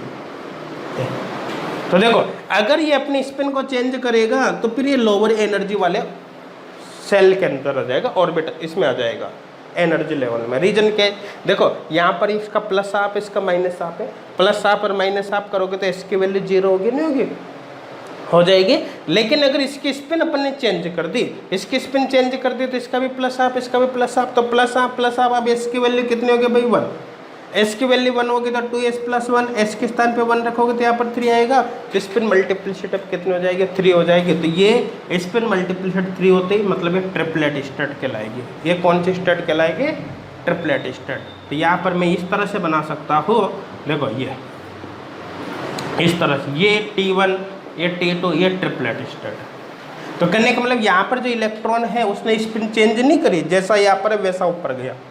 लेकिन अगर इलेक्ट्रॉन यहाँ से डायरेक्ट यहाँ पर नहीं आता, पहले इसमें जाता है, यहाँ से इस तरह से, ये यहाँ से इस तरह से, तो फिर उसकी स्टेबिलिटी थोड़ी बढ़ जाती है। स्टेबिलिटी क्यों बढ़ती है, क्योंकि इलेक्ट्रॉन जब यहाँ से यहाँ पर जाता है तो उसने अपनी स्पिन को चेंज कर लिया, चेंज कर लिया तो उस कंडीशन में क्या होगा, स्पिन सेम हो गई ना, सेम स्पिन हो गई, तब एस की वैल्यू 1 हो गई, तो स्पिन मल्टीप्लिसिटी 3 हो गई, इसको कहेंगे ट्रिपलेट स्टेट। और अपन को ये तो पता है, सब जानते हो कि जितनी ज़्यादा स्पिन मल्टीप्लिसिटी होती है स्टेबिलिटी उतनी ज़्यादा होती है, जितनी ज़्यादा स्पिन मल्टीप्लिसिटी होती है उतनी ज़्यादा स्टेबिलिटी होती है, होती नहीं होती। तो कुल मिलाकर सिंगलेट के कंपैरिजन में ट्रिपलेट की स्टेबिलिटी ज़्यादा होगी, तो सिंगलेट के कंपैरिजन में ट्रिपलेट की स्टेबिलिटी ज़्यादा है, इसलिए सिंगलेट के कंपैरिजन में ट्रिपलेट को थोड़ा नीचे बनाया है। देखो यहाँ पर भी थोड़ा हमने नीचे इसको बनाया है, समझ में आ रहा है ना। तो कुल मिलाकर यहाँ पर स्पिन जैसे चेंज कर ली इसने, यहाँ पर से जब यहाँ आया तो स्पिन उसने क्या चेंज कर ली, इसलिए स्टेबिलिटी बढ़ गई, समझ में आ रहा है। तो कुल मिलाकर ये मोर स्टेबल हुआ नहीं हुआ। अब मान के चलो एक तो केस इलेक्ट्रॉन यहाँ पर है, हो सकता है केस इलेक्ट्रॉन यहाँ पर है, ट्रिपलेट स्टेट मोर स्टेबल है या नहीं, मोर स्टेबल है तो इलेक्ट्रॉन्स के इसमें रहने के चांस बढ़ जाएंगे ना। तो कुल मिलाकर अगर इलेक्ट्रॉन ट्रिपलेट में आ गया तो ये मोर स्टेबल है, तो इलेक्ट्रॉन काफ़ी समय तक यहाँ पर एग्जिस्ट कर सकता है। उस कंडीशन में इलेक्ट्रॉन को यहाँ से यहाँ पर आने में टाइम लगेगा। लेकिन अगर इलेक्ट्रॉन यहीं पर रहे तो उस कंडीशन में इलेक्ट्रॉन अगर यहाँ से यहाँ पर नहीं गया, इलेक्ट्रॉन केवल यहीं पर रहे, तो अपन को पता है कि सिंगलेट स्टेट है, सिंगलेट स्टेट की स्टेबिलिटी कम है। जब इसकी स्टेबिलिटी कम है तो इलेक्ट्रॉन चाहेगा ही नहीं कि वो यहाँ पर रहे, तो इस कंडीशन में वो या तो ट्रिपलेट में कन्वर्ट होगा या फिर तुरंत यहाँ से वापस यहाँ पर चला जाएगा, ठीक है ना। तो अगर इलेक्ट्रॉन सिंगलेट से सिंगलेट में आता है तो उस कंडीशन में यहाँ पर जो रेडिएशंस इमिट होगी उस इमिटेड रेडिएशंस को ही हम कहेंगे फॉस्फोरोसेंस। मतलब ये फॉस्फोरोसेंस का केस होगा, फ्लोरोसेंस, फ्लोरोसेंस का केस होगा। और इलेक्ट्रॉन पहले ट्रिपलेट में चला गया, फिर ये ग्राउंड स्टेट में आता है, तो उस कंडीशन में यहाँ पर जो एनर्जी इमिट होती है उसको अपन कहते हैं फॉस्फोरोसेंस। तो ये केस हो गया फॉस्फोरोसेंस।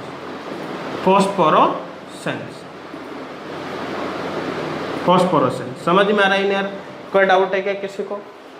नहीं ना।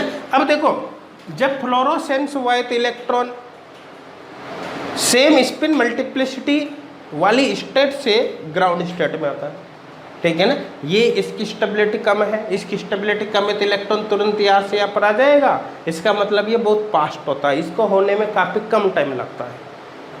समझ में आ रहा है ना, मतलब एक तरह से स्पॉन्टेनियस प्रोसेस हो रहा है ये, स्पॉन्टेनियस तुरंत ये होता है बहुत ही तेजी से।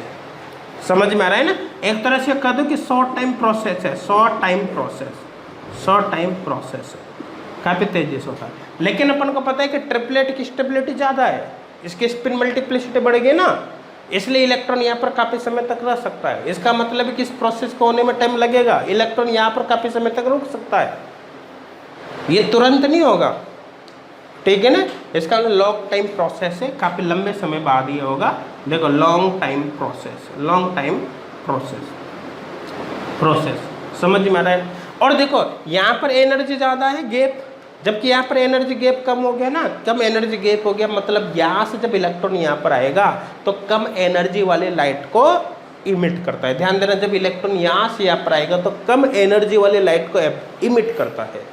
तो सबसे कम एनर्जी वाली लाइट कौन सी? बेसिकली रेड लाइट है ना, VIBGYOR, रेड सबसे कम एनर्जी वाली है।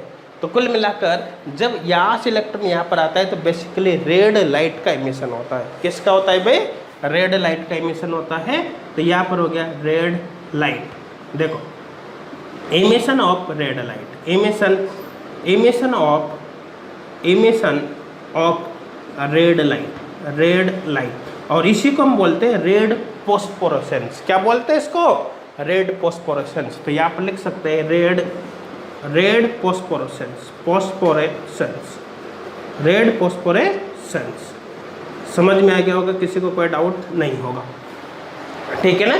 तो यहाँ पर अभी सीधा सीधा आप एक बात ध्यान रखना कि अगर ट्रांजिशन सेम स्पिन मल्टीप्लिसिटी वाली स्टेट के बीच हो अपर एनर्जी लेवल से लोअर में, तो वो फ्लोरोसेंस का केस होता है। और ट्रांजिशन यदि डिफरेंट एनर्जी स्टेट के बीच हो अपर से लोअर में, तो फिर फोस्फोरेसेंस का केस होता है। फोस्फोरेसेंस प्रोसेस में थोड़ा सा ज़्यादा टाइम लगता है, फ्लोरोसेंस में थोड़ा सा कम लगता है, ठीक है ना? बाकी डिटेल में तो जब जेबलोन्स के डायग्राम पढ़ेंगे तब अपन बात करेंगे, अभी डिटेल में बात नहीं करेंगे। डिटेल में किस में बात करेंगे? जेबलोन्स के डायग्राम फोटोकेमिस्ट्री में। अभी केवल इस टाइप के अगर कोई क्वेश्चंस आ जाते हैं कोऑर्डिनेशन केमिस्ट्री में, और भी कोई क्वेश्चन आ जाते हैं तो उनको आपको कैसे सॉल्व करना है उसके लिए मैंने आपको इसको एक्सप्लेन किया है, और कुछ भी नहीं, ठीक है ना? एक कॉन्सेप्ट बताने के लिए।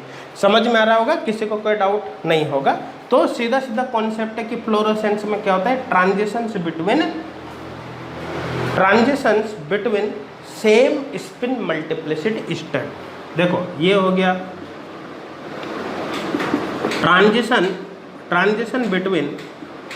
Between same spin multiplicity state, ठीक है ना? आप इसको नोट कर लेना, पहले इसको नोट कर लेना वीडियो को पॉज करके, ठीक है ना? अब देखो ध्यान देना आप, देखो यहाँ पर लिख रहा हूँ मैं, यहाँ पर देखो ट्रांजिशन बिटवीन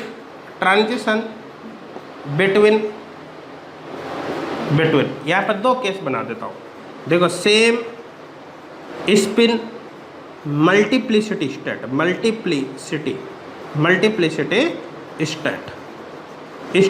तो उसको तो कहेंगे फ्लोरोसेंस है ना, फ्लोरोसेंस।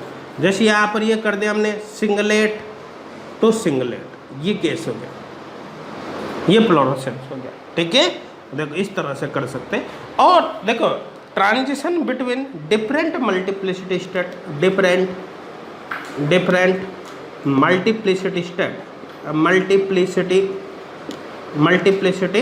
स्टेट, अगर ट्रांजिशन डिफरेंट मल्टीप्लिसिटी स्टेट के बीच होता है तो उसको कहते हैं फोस्फोरेसेंस। वो हो गया फोस्फोरेसेंस। समझ में आ रहा है? जैसे यहाँ पर अपन बात कर सकते हैं, देखिए ट्रिपलेट टू सिंगलेट, ठीक है ना? ये हो गया, है ना? ये ट्रिपलेट टू सिंगलेट। यहाँ पर रेड लाइट का इमिशन होता है, और ये रेड फोस्फोरेसेंस इसीलिए इसको कहते हैं, ठीक है ना? और दोनों की अगर बात करें तो ये फ्लोरोसेंस, ये फोस्फोरेसेंस, ठीक है ना? मेरे हिसाब से ये केस तो आपकी क्लियर हो गया होगा, किसी को यहाँ पर अब किसी प्रकार का कोई डाउट नहीं होगा, सबके समझ में आ गया होगा। क्लियर है यहाँ तक? समझ में आ रहा है ना? देखो ध्यान देना है ना, इसको कर लेना आप पहले नोट कंप्लीट। यहाँ तक किसी को कोई डाउट तो नहीं ना? अब देखो अपन बेसिकली इस ट्रांजिशन की बात करें, देखो ध्यान देना, ये जो ट्रांजिशन है वो डिफरेंट मल्टीप्लिसिटी स्टेट के बीच है। इसका मतलब इसका लिंक जो है वो सीधा सीधा फोस्फोरेसेंस से है। अब देखो समझना, अगर इन दोनों में मैं एनर्जी की बात करूँ तो एनर्जी कम किसकी, स्टेबिलिटी ज़्यादा किसकी होगी? स्टेबिलिटी ज़्यादा किसकी होगी? जिसकी स्पिन मल्टीप्लिसिटी ज़्यादा है। किसकी ज़्यादा? इसकी, है ना? तो इसका मतलब ये केस ये हो गया A2G4, तो यहाँ पर हो गया AG2, ये केस हो गया। लेकिन ये एब्जॉर्प्शन है, लोअर एनर्जी वाले से अपर में जा रहा है, इसलिए एब्जॉर्प्शन है, इमिशन नहीं है, एब्जॉर्प्शन है, ठीक है ना, ये एब्जॉर्प्शन। अब देखो ध्यान देना, अगर मैं बात ये करूँ कि अगर ये 2 Eg ले लो और यहाँ पर 4 A2G ले लो, अगर इलेक्ट्रॉन यहाँ से यहाँ पर आता है तो इमिशन है, ये इमिशन है, ठीक है ना। ये हो गया देखो transition between different multiplicity state. ये एक्चुअली रेड फॉस्फोरेसेंस का केस है। किसका केस है? Red phosphorescence, red phosphorescence, red phosphorescence. अब देखो रेड फॉस्फोरेसेंस के केस में रेड लाइट का इमिशन करता है। किसका इमिशन होता है भाई? रेड लाइट का इमिशन होता है। रेड लाइट के लिए जो वेवलेंथ होते हैं वो कितने होते हैं? यहाँ पर हो गया देखो वेवलेंथ लैम्डा मैक्स कितना 620 to 700 नैनोमीटर। तो देखो कुल मिलाकर अगर इलेक्ट्रॉन यहाँ से यहाँ पर आता है, ध्यान देना, यदि इलेक्ट्रॉन यहाँ से यहाँ पर आता है तो जो कॉम्प्लेक्स होगा वो इतनी लाइट को, इस वेवलेंथ वाली लाइट को, मतलब रेड लाइट को इमिट करेगा। ठीक है, तो सीधा सीधा कॉन्सेप्ट है, जब इलेक्ट्रॉन यहाँ से आएगा तो इस लाइट को, इस वेवलेंथ वाली लाइट का इमिशन होगा। तो यहाँ पर इसका जस्ट अपोजिट दे रखा है, जब इलेक्ट्रॉन यहाँ से यहाँ पर जाएगा तो इसी वेवलेंथ वाली लाइट को एब्जॉर्ब करेगा। बात एक ही है, ध्यान देना, जब इलेक्ट्रॉन यहाँ से यहाँ पर आएगा तो इस वेवलेंथ वाली लाइट का इमिशन होगा। तो सीधी बात है, जब इलेक्ट्रॉन यहाँ से यहाँ पर आएगा तो इसी वेवलेंथ वाली लाइट का एब्जॉर्प्शन होगा। तो यहाँ पर देखो absorb, absorb, absorb lambda max कितना आएगा? ऑलमोस्ट इस रेंज में चला जाएगा। यहाँ पर होगा 620 to 700 नैनोमीटर।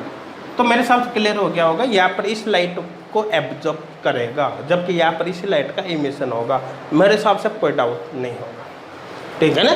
तो कुल मिलाकर आपसे भी केवल वेवलेंथ पूछी है, वेवलेंथ पूछी तो आपको कुल मिलाकर ये वैल्यूज पता होना चाहिए, थोड़ा सा इसका कॉन्सेप्ट आपको पता होना चाहिए।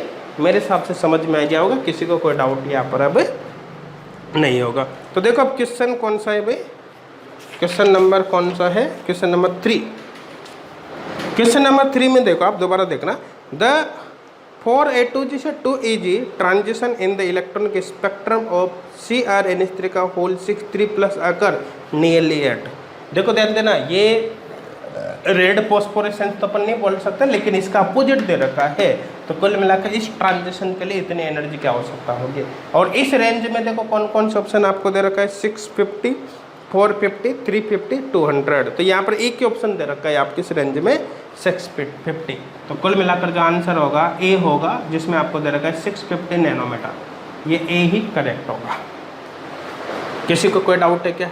ठीक है ना। देखो ये अपने एक बार तो इसको डिटेल में थोड़ा सा एक्सप्लेन कर दे आपको, लेकिन अगर एग्जाम में इस टाइप का क्वेश्चन आए तो अब तो दिमाग में फिक्स हो ही गया ना, किस टाइप का केस है तो आपको करना क्या है। तो वहाँ पर इतना ज़्यादा टाइम थोड़ी लगेगा, वहाँ पर क्वेश्चन बहुत फास्ट सॉल्व हो जाएगा। कुछ भी टाइम क्वेश्चन को सॉल्व करने में आपको नहीं लगेगा, सीधा आपने देखा, देखते आपको तुरंत पता चलेगा कि आपको करना क्या है।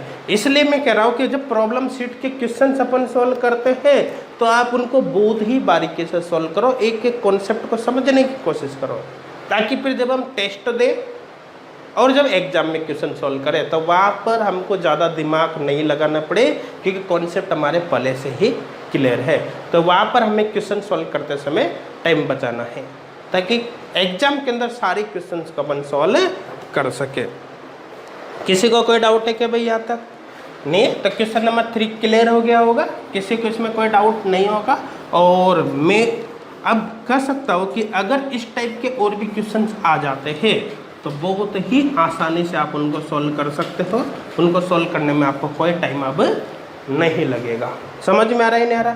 अब देखो नेक्स्ट देखते हैं क्वेश्चन नंबर 4। चलो क्वेश्चन नंबर 4 देखते हैं। क्वेश्चन नंबर 4 क्या दे रखा है देखो आपको, देखो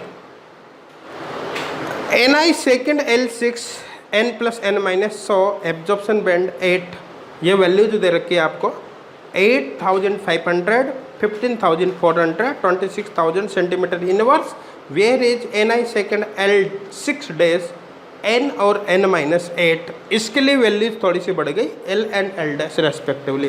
देखो ध्यान देना, दो कॉम्प्लेक्स दे रखे हैं, एक तो दे रखा है Ni और यहाँ पर सेकेंड प्लस ऑक्सीडेशन स्टेट दे रखे ये, और यहाँ पर दे दिया आपको L, ऑक्सीडेशन स्टेट सेकंड दे रखी है, तो Ni इसको डायरेक्ट में ऐसे लिख दो L6 प्लस माइनस N यहाँ पर कर देता हूँ, ठीक है।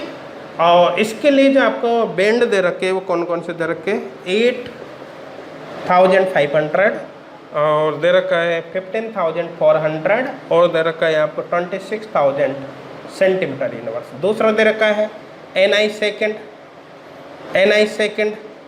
L6 dash plus minus N जो भी है, इसके लिए वैल्यूज आपको कितने दे रखे, वैल्यूज दे रखे 10,750।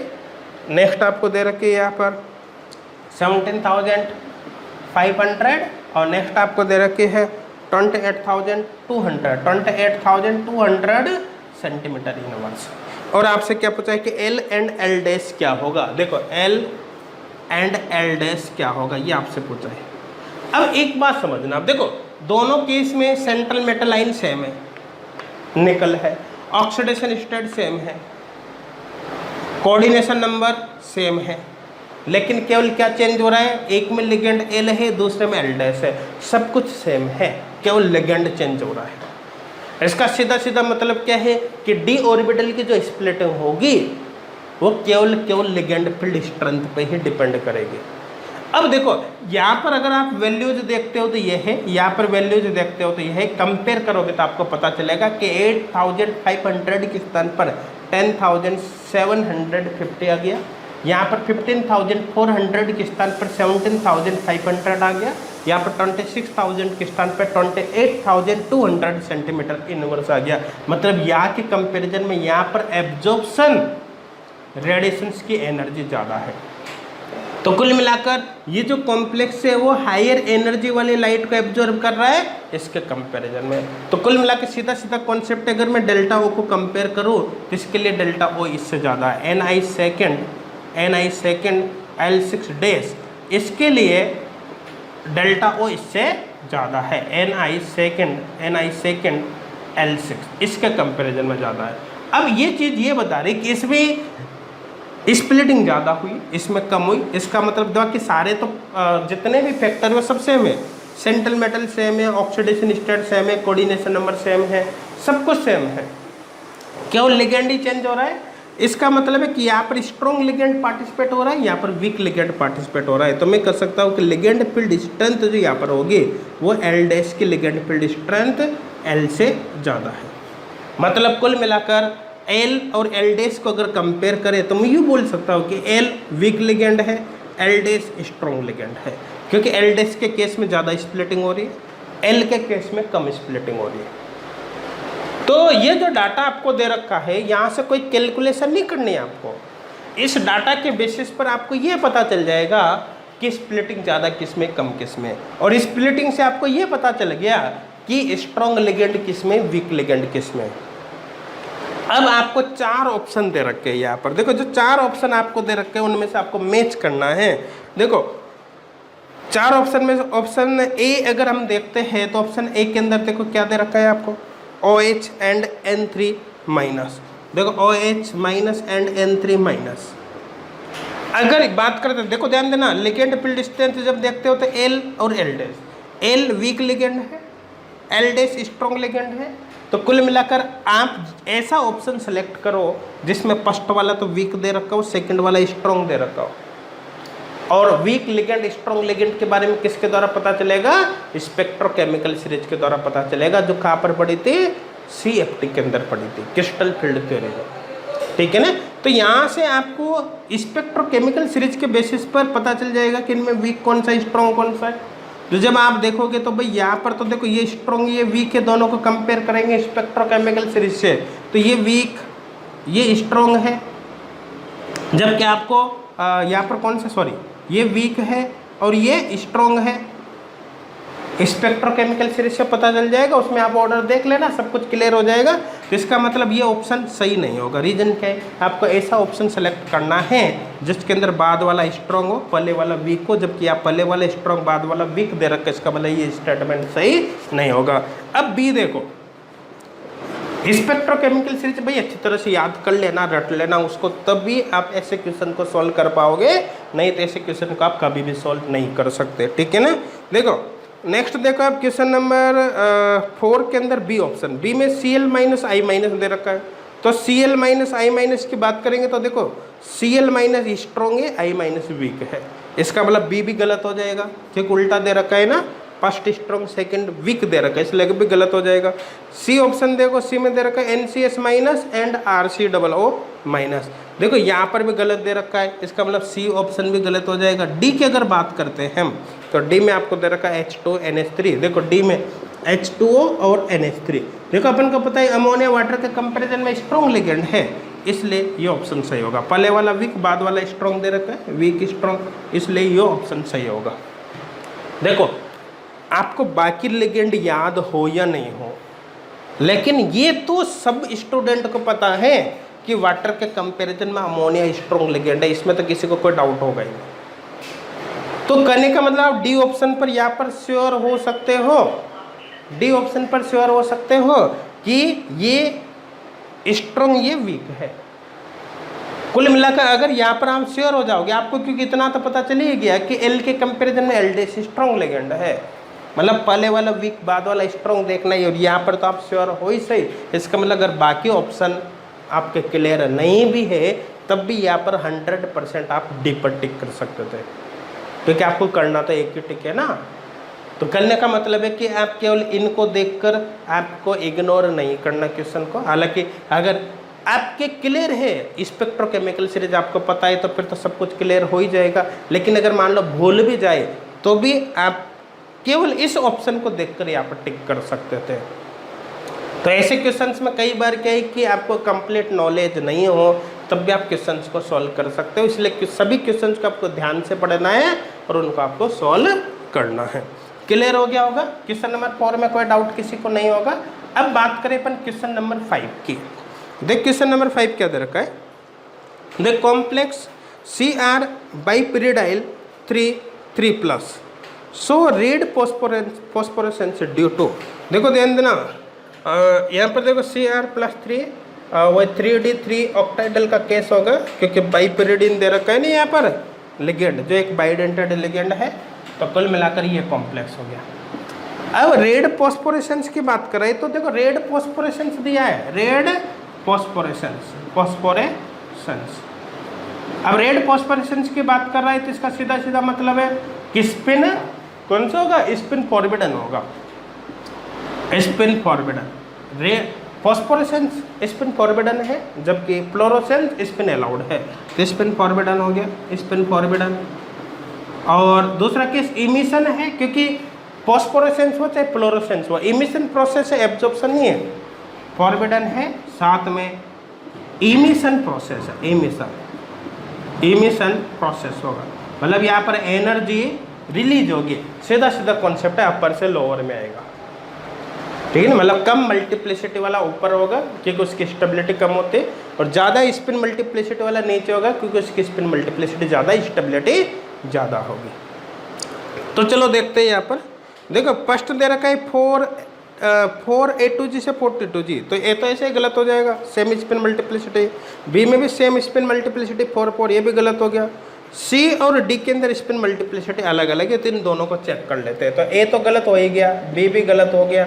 सी की बात करें तो सी में आपको दे रखा है देखो 2EG तो 4A2G यही है, और डी की अगर बात करें तो डी में आपको दे रखा है 4A2G से 2EG और यहाँ पर 4A2G, और यहाँ पर 4A2G से 2EG दे रखा है, ये दे रखा है। तो ये तो भाई एब्जॉर्प्शन का केस है, एब्जॉर्प्शन थोड़ी देखना है, इमिशन देखना है, क्योंकि आपसे फॉस्फोरेसेंस की बात कर रहा है, जो कि एक इमिशन प्रोसेस है, एब्जॉर्प्शन थोड़ी है। जबकि ये यहाँ पर भी देखो ये दे रखा है 2EG to 4A2G, यहाँ पर ऊपर से नीचे आ रहा है, ये इमिशन है, ये इमिशन प्रोसेस, इसलिए अपना आंसर ये होगा, आंसर यहाँ पर सी होगा। मेरे हिसाब से किसी को कोई डाउट नहीं होगा, सबके क्लियर हो गया होगा। अच्छा ये ऊपर नीचे कैसे डिसाइड किया, जिसकी स्पिन मल्टीप्लिसिटी ज़्यादा है उसकी स्टेबिलिटी ज़्यादा होती है वो नीचे आएगा, जिसकी स्पिन मल्टीप्लिसिटी कम है उसकी स्टेबिलिटी कम होती है वो ऊपर जाएगा। मेरे हिसाब से किसी को कोई डाउट नहीं होगा, सबके क्लियर हो गया होगा क्वेश्चन नंबर 5 कैसे हमने सॉल्व किया है। देखो प्रॉब्लम शीट के जितने भी क्वेश्चन है आप उनको बहुत ही अच्छे से सॉल्व करो, क्योंकि प्रॉब्लम सेट के क्वेश्चन आपने अच्छे से सॉल्व कर ले तो मैं बता रहा हूँ एग्जाम में क्वेश्चन सॉल्व करने में दिक्कत आएगी नहीं। जो ऑनलाइन टेस्ट पेपर है उनके क्वेश्चन भी आप अच्छे से सॉल्व करना, ठीक है ना। मेरे हिसाब से क्लियर हो गया होगा, किसी को कोई डाउट यहाँ पर नहीं होगा, समझ में आ रहा है। देखो नेक्स्ट क्वेश्चन है क्वेश्चन नंबर 6। क्वेश्चन नंबर 6 देख, क्वेश्चन नंबर 6 क्या है, the complex which exhibit lowest energy electronic absorption band, सबसे कम एनर्जी का इलेक्ट्रॉनिक एब्जॉर्प्शन बैंड किसके लिए है। देखो ध्यान देना, ए में आपको दे रखा है NiCl4 2 माइनस, तो Ni+2 टेट्राइडल का केस है। बी में जो आपको दे रखा है वो किसका दे रखा है, NiH2 का होल 6 2 प्लस, तो ये Ni+2 है लेकिन ऑक्टाइडल का केस है। सी जो आपको दे रखा है वो क्या दे रखा है, NiCN4 2 माइनस, तो देखो ये भी Ni+2 का केस है लेकिन ये स्क्वायर प्लेनर का केस है, स्क्वायर प्लेनर। और डी आपको दे रखा है वो क्या दे रखा है, NiCO का होल 4, Ni0 का केस है और ये टेट्राइडल का केस है, टेट्राहेड्रल। अब देखो ध्यान देना, the complex which exhibit lowest energy electronic absorption band. देखो सबसे कम एनर्जी के इलेक्ट्रॉनिक एब्जॉर्प्शन बैंड की यहाँ पर बात की जा रही है, सबसे कम एनर्जी के इलेक्ट्रॉनिक एब्जॉर्प्शन बैंड की बात की जा रही है। तो देखो कुल मिलाकर ये देखना है, लोवेस्ट एनर्जी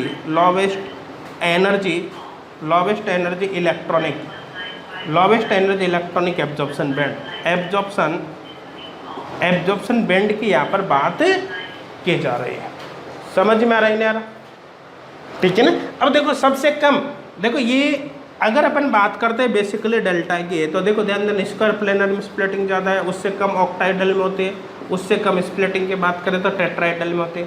तो ये तो फिक्स हो गया कि लोवेस्ट एनर्जी का जो एब्जॉर्प्शन बैंड होगा वो डी में होगा या ए में होगा, क्योंकि टेट्राइडल का केस है।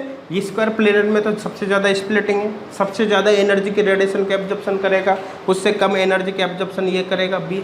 लेकिन इन दोनों में टेट्राइडल है ना, तो देखो सेंट्रल मेटल सेम है लेकिन ऑक्सीडेशन स्टेट यहाँ पर +2 है जबकि यहाँ पर 0 है, ठीक है ना। लेकिन अगर लिगेंड की अगर बात करते हैं तो लिगेंड की अगर बात करें तो लिगेंड यहाँ पर कौन सा है भाई, लिगेंड यहाँ पर लिगेंड कौन सा है, Cl-। यहाँ पर लिगेंड की बात करें तो यहाँ पर लिगेंड है भाई CO। देखो ये स्ट्रॉन्ग लिगेंड है, स्ट्रॉन्ग लिगेंड। जबकि इसकी बात करें तो ये वीक लिगेंड है, वीक लिगेंड। तो कुल मिलाकर अगर इन दोनों को अगर आप कंपेयर करते हो ए और डी को कंपेयर करते हो तो यहाँ पर वीक लिगेंड यहाँ पर स्प्लिटिंग कम होगी जबकि यहाँ पर स्ट्रॉन्ग लिगेंड स्प्लिटिंग ज़्यादा होगी। तो कुल मिलाकर सबसे कम स्प्लिटिंग कहाँ पर होगी इस केस में, तो ये अपना आंसर होगा, समझ में आ रहा है ना। अच्छा यहाँ पर अगर ऑर्डर भी देखना चाहिए अपन डेल्टा का तो यहाँ पर देख सकते हैं कैसे, देखो सबसे ज़्यादा स्प्लिटिंग होगी स्क्वायर प्लेनर में मतलब सी, उससे कम स्प्लिटिंग होगी ऑक्टाइडल में बी, फिर दोनों टेट्राइडल के केस है, दोनों टेट्राहेड्रल के केस है तो यहाँ पर स्ट्रॉन्ग लिगेंड है स्प्लिटिंग ज़्यादा होगी मतलब डी, और यहाँ पर वीक लिगेंड है स्प्लिटिंग यहाँ पर कम होगी मतलब ए। सबसे कम स्प्लिटिंग यहाँ पर है मतलब सबसे कम एनर्जी के रेडिएशन को कौन एब्जॉर्ब करेगा, ए। कॉन्सेप्ट सारे आपके इसलिए क्लियर होना चाहिए क्योंकि अभी तो आपको एक पर ही टिक करना है, आपको अगर सारा ऑर्डर नहीं आता है तब भी आप क्वेश्चन को सॉल्व कर सकते हो। लेकिन सपोज करो इन चारों कॉम्प्लेक्स के लिए आपको डायरेक्ट ही अलग से पॉइंट बना देता हूँ ABCD और आपसे ऑर्डर ही पूछ लेता, तो उस कंडीशन में आपको कंप्लीट नॉलेज होना चाहिए थे। इसलिए क्वेश्चंस को अच्छे तरह से सॉल्व करो विद कॉन्सेप्ट, है ना, तब जाकर आपके बहुत ज़्यादा बेनिफिट होगा, समझ में आ रहा है। और सारे कॉन्सेप्ट एक एक पॉइंट को अच्छी तरह से क्लियर अगर आप नहीं करते हो तो उस कंडीशन में क्या होगा, उस कंडीशन में फिर जब क्वेश्चन सॉल्व करोगे एग्जाम में तो आप नेगेटिव करोगे, वहाँ पर नेगेटिव होने के चांस बढ़ जाएंगे। किसी को कोई डाउट है कि भाई यहाँ तक नहीं, सबके समझ में आ रहा है। देखो नेक्स्ट देखते हैं क्वेश्चन नंबर 7। क्वेश्चन नंबर 7 देख, क्वेश्चन नंबर 7 क्या दे रखा है, match the species in column X with their property in column Y। देखो दो कॉलम दे रखा है, देखो कॉलम फर्स्ट, कॉलम X और कॉलम Y, X और Y। देखो ध्यान देना, फर्स्ट में आपको दे रखा है हिम और सेकंड में आपको एक तरह से दे रखा है, देखो ध्यान देना हिम और सेकंड में दे रखा है ऑक्जो ब्रिज्ड MN4 क्लस्टर। चलो मैं लिख देता हूँ। इसमें दे रखा है हेम, यहाँ पर फर्स्ट इसमें दे रखा है ऑक्जो ब्रिज्ड MN4 क्लस्टर। और यहाँ पर देखो सेकंड में आपको दे रखा है MnH2 का होल 6+2।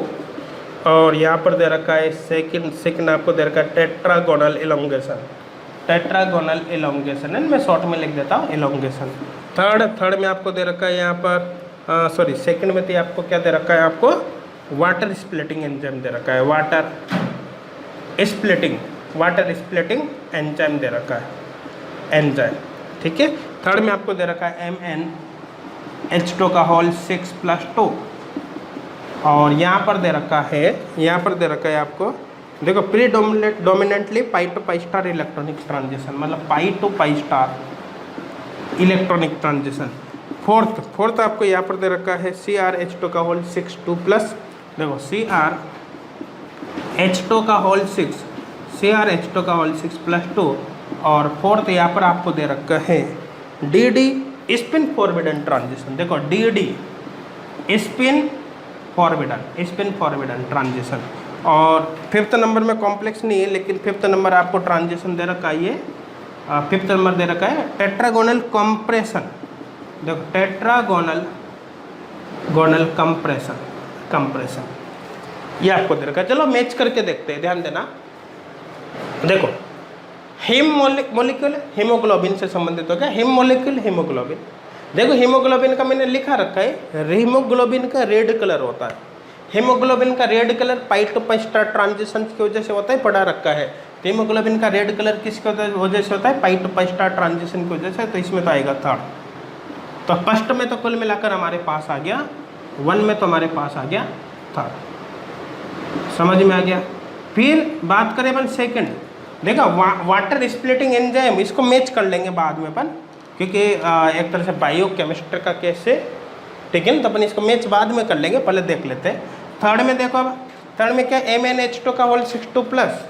देखो अगर इसकी बात करें तो D5 हाई स्पिन ऑक्टाइडल का केस हो गया, जो कि एक स्पिन फॉरवर्डन है। D5 हाई स्पिन ऑक्टाइडल है, सेंटर सिमेट्रिक का स्पिन फॉरवर्डन और लेफ्ट फॉरवर्डन का केस है। देखो यहाँ पर DD ट्रांजिशन है, स्पिन फॉरवर्डन, मतलब ये केस इसका हो गया। तो इसका मतलब थर्ड के अंदर फोर्थ आएगा, ये भी फिक्स हो गया। थर्ड के अंदर फोर्थ आएगा, ये भी फिक्स हो गया। फिर देखते हैं फोर के अंदर क्या आएगा। देखो अगर इसकी बात करें तो मैं D4 हाई स्पिन ऑक्टाइडल का केस है, D4 हाई स्पिन ऑक्टाइडल का केस है। देखो D4 हाई स्पिन ऑक्टाइडल, ठीक है ना। इलेक्ट्रॉनिक कन्फिगरेशन अगर इसका लिखते हैं तो अपन तो क्या आएगा यहाँ पर T2G3 EG1। देखो एक स्ट्रॉन्ग जॉन टेलर डिस्टॉर्शन का केस है, जॉन टेलर डिस्टॉर्शन। देखो अगर हम जॉन टेलर डिस्टॉर्शन की बात करें तो बेसिकली कौन सा जेड आउट जेड इन पर डोमिनेंट होता है, बता रखा है। जेड आउट जेड इन पर डोमिनेंट होता है, जिसका मतलब बाय डिफॉल्ट अगर जेड आउट जेड इन में से आपको एक को कंसिडर करना पड़े तो बेसिकली कौन सा होगा, जेड आउट। तो ये जेड आउट का केस हो गया। जेड आउट मतलब जेड एक्सिस के अलोंग बॉन्ड लेंथ बढ़ेगी, मतलब ये कौन सा होगा, टेट्रागोनल इलोंगेशन का केस होगा। तो टेट्रागोनल इलोंगेशन किस में दे रखा है, सेकंड में दे रखा है। तो इसके अंदर भाई ये होगा सेकंड, ये। तो इसका मतलब ये भी फिक्स हो गया कि फोर्थ के अंदर कौन सा होगा, सेकंड होगा। फोर्थ के अंदर सेकंड होगा ये।